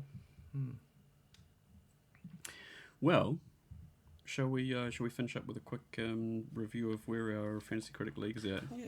I think so. What's happening over there? All right, so I just updated this while we've been speaking. The current standings, as I'm aware, 9-10 Stowe. That's other Dave's team is still on first. In a strong first place. 52 points, only 4 releases. DMV also very strong. Second place with only 3 releases. I am in third place. Square Penix, 39.33. Third with 5 releases. So that's not actually that great. No. But the Life is Strange reunion is out, but there are not enough reviews on Open Critic. Although the first 2 are like 80 and 85. Okay, so looking potentially strong. I think it's going to sit around the 75. I'm going to guess after everyone's reviewed it. Maybe high 70s. Yeah, so 18, if I get high strong. 70s, I'll be stoked. Dave's Chodesoft is 34.32 in 4th place. Can I Four interrupt you releases. after this? I've just before had, yours. I've had Screamer just come out, which is one I was kind of interested in. This is a sort of anime dual stick racer where you're kind of drifting using the other stick. And again, this seems to be a slightly divisive one where the people who like the control concept are finding it really interesting and that it's kind of engaging you quite full on all the time. You know, you're not able to just kind of relax your brain. You're sort of constantly thinking about how your car's moving and dealing with a couple of things at any given time.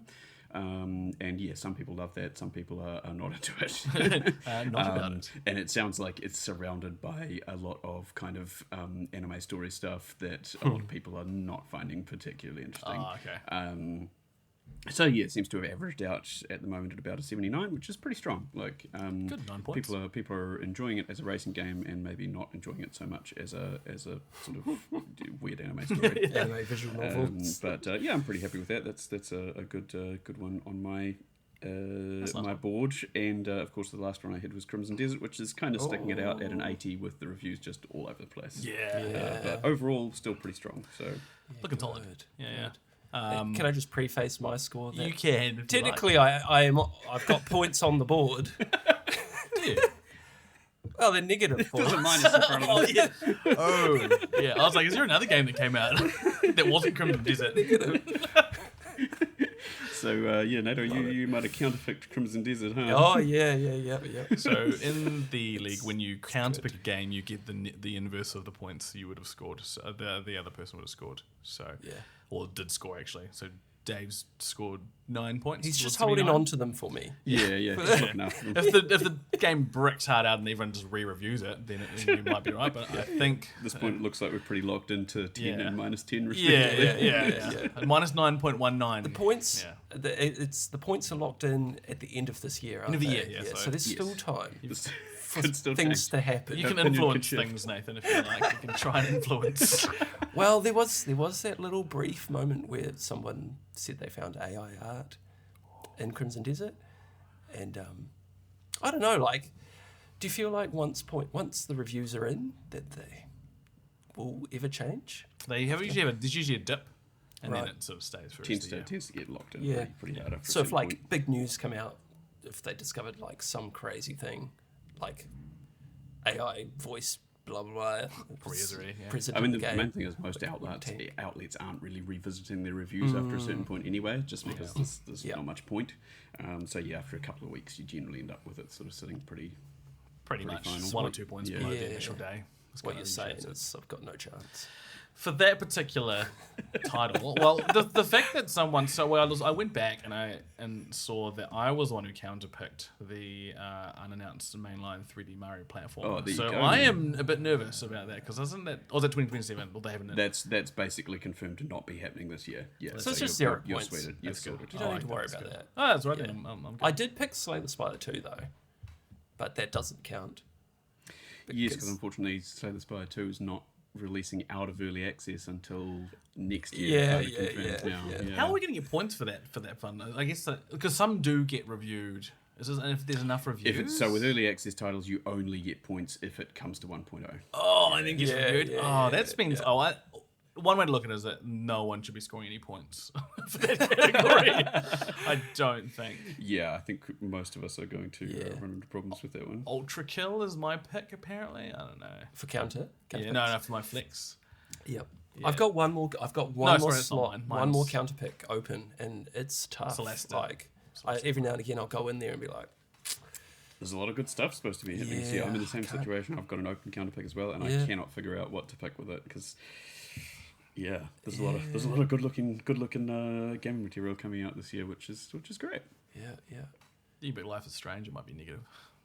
Could be at like say that. 60, 62 or something. I don't know. Those first two reviews give a pretty good indication, I think, of where it's going to It's end up. probably going which to be is like pretty mid decent. to high 80s, I think. So not 70. sure if we've mentioned, but yeah, anything above 70 is points. Points, Anything anything, below yeah. it's negative points. Negative, yeah. Anything below 70 but open critic. Open Critic, yeah. At least Life is Strange wasn't an unannounced title, so to get points on an unannounced title is pretty good. In saying that as well, you could just go unannounced Call of Duty game and get some bonus points, just get some guaranteed points there. Yeah, although that's Although- guarantees that these days. Is Yeah, it? exactly. Yeah, that's just not a guarantee by It's a any bit means. interesting. Yeah. And so on upcoming releases that we're emotionally invested in, we've got Replaced coming up soon for Yes, other Dave, that which looks is nice. having played the demo of that, I'm quite interested to see how it comes out and As an gets actual reviewed title, yeah. because I think it's beautiful and I'm a little bit worried about its depth. So we'll see how it kind of plays out as a full game. Mouse PI for Hire is another one coming out pretty shortly, which kind of grabbed a lot of attention with its kind of rubber hose early Disney animation style. Looks really interesting. Looks like kind of old school shooter. See how that one plays out. I haven't really heard anything about it at this point. I don't know too much about how that's looking to shape up. Pragmata coming out pretty soon as well. That's looking like it's going to be a really solid game. Top game. Yeah, seems like there's no doubt there that that's going to be another carry on Capcom's kind of winning run that they can't seem to stop at the It's moment. blowing people's minds how the combat plays out with like it's kind of like adding so much more complexity on top of a first person shooter that you've got all these different It's brain-bending systems for to sure. keep track of. Yeah, it sounds so cool. Yeah. I I'm love it. excited about that. It's on paper, it sounds like a terrible idea, and you play it and you're like, oh, this kind of works. Yeah, so you've got to like split your brain into like the different Yeah, components sounds of clunky, combat. but yeah, I Yeah. can understand it. Yeah. Yeah. And of course, Vampire Crawlers, which I'm pretty invested in, coming up soon as well. And that's got another sort of Slay the Spire II level of potential destructive addiction going on with It's it. gonna be bad for us. Looking forward to that. Can I just put Fantasy Critic on hold until I score points on the board? Like real points? Just don't want to hear anything more about it. I don't think I have a game coming out till like August. You're playing the long game, then. Yeah, the end game. Just waiting for a moment. I'm just going to leave the room, eh? Until then. I don't want to hear about it. You guys are dumb. I hate you guys. Shut up. You guys are lame. Can I come back in now? Here's me complaining about, Last of Us didn't do that. I mean, Stranger Things. not Stranger Things. Pacific Northwest. Pacific Northwest. The video game. Life is Strange didn't do well. God. Mixed. Yeah. Yeah, just stop your complaining. Yeah, I reckon. I'm like third place. Yeah. I'm the only one who can complain. I think that's valid, eh? That is valid. All right, is that us, boys? I reckon that's about us. Awesome. If we've Nice. blabbed Yeah, it was a about good everything session, we need to good blab session. about. And that wraps us up for this week's episode of the Crossplay Cooperative. You can join us right here every fortnight for video game chat and musings. In the meantime, please like, sub, share, and follow us on Facebook, Instagram, and TikTok. Give us a review, all the good stuff. It helps us a lot. Later, Bo. See you, bye. See you next time.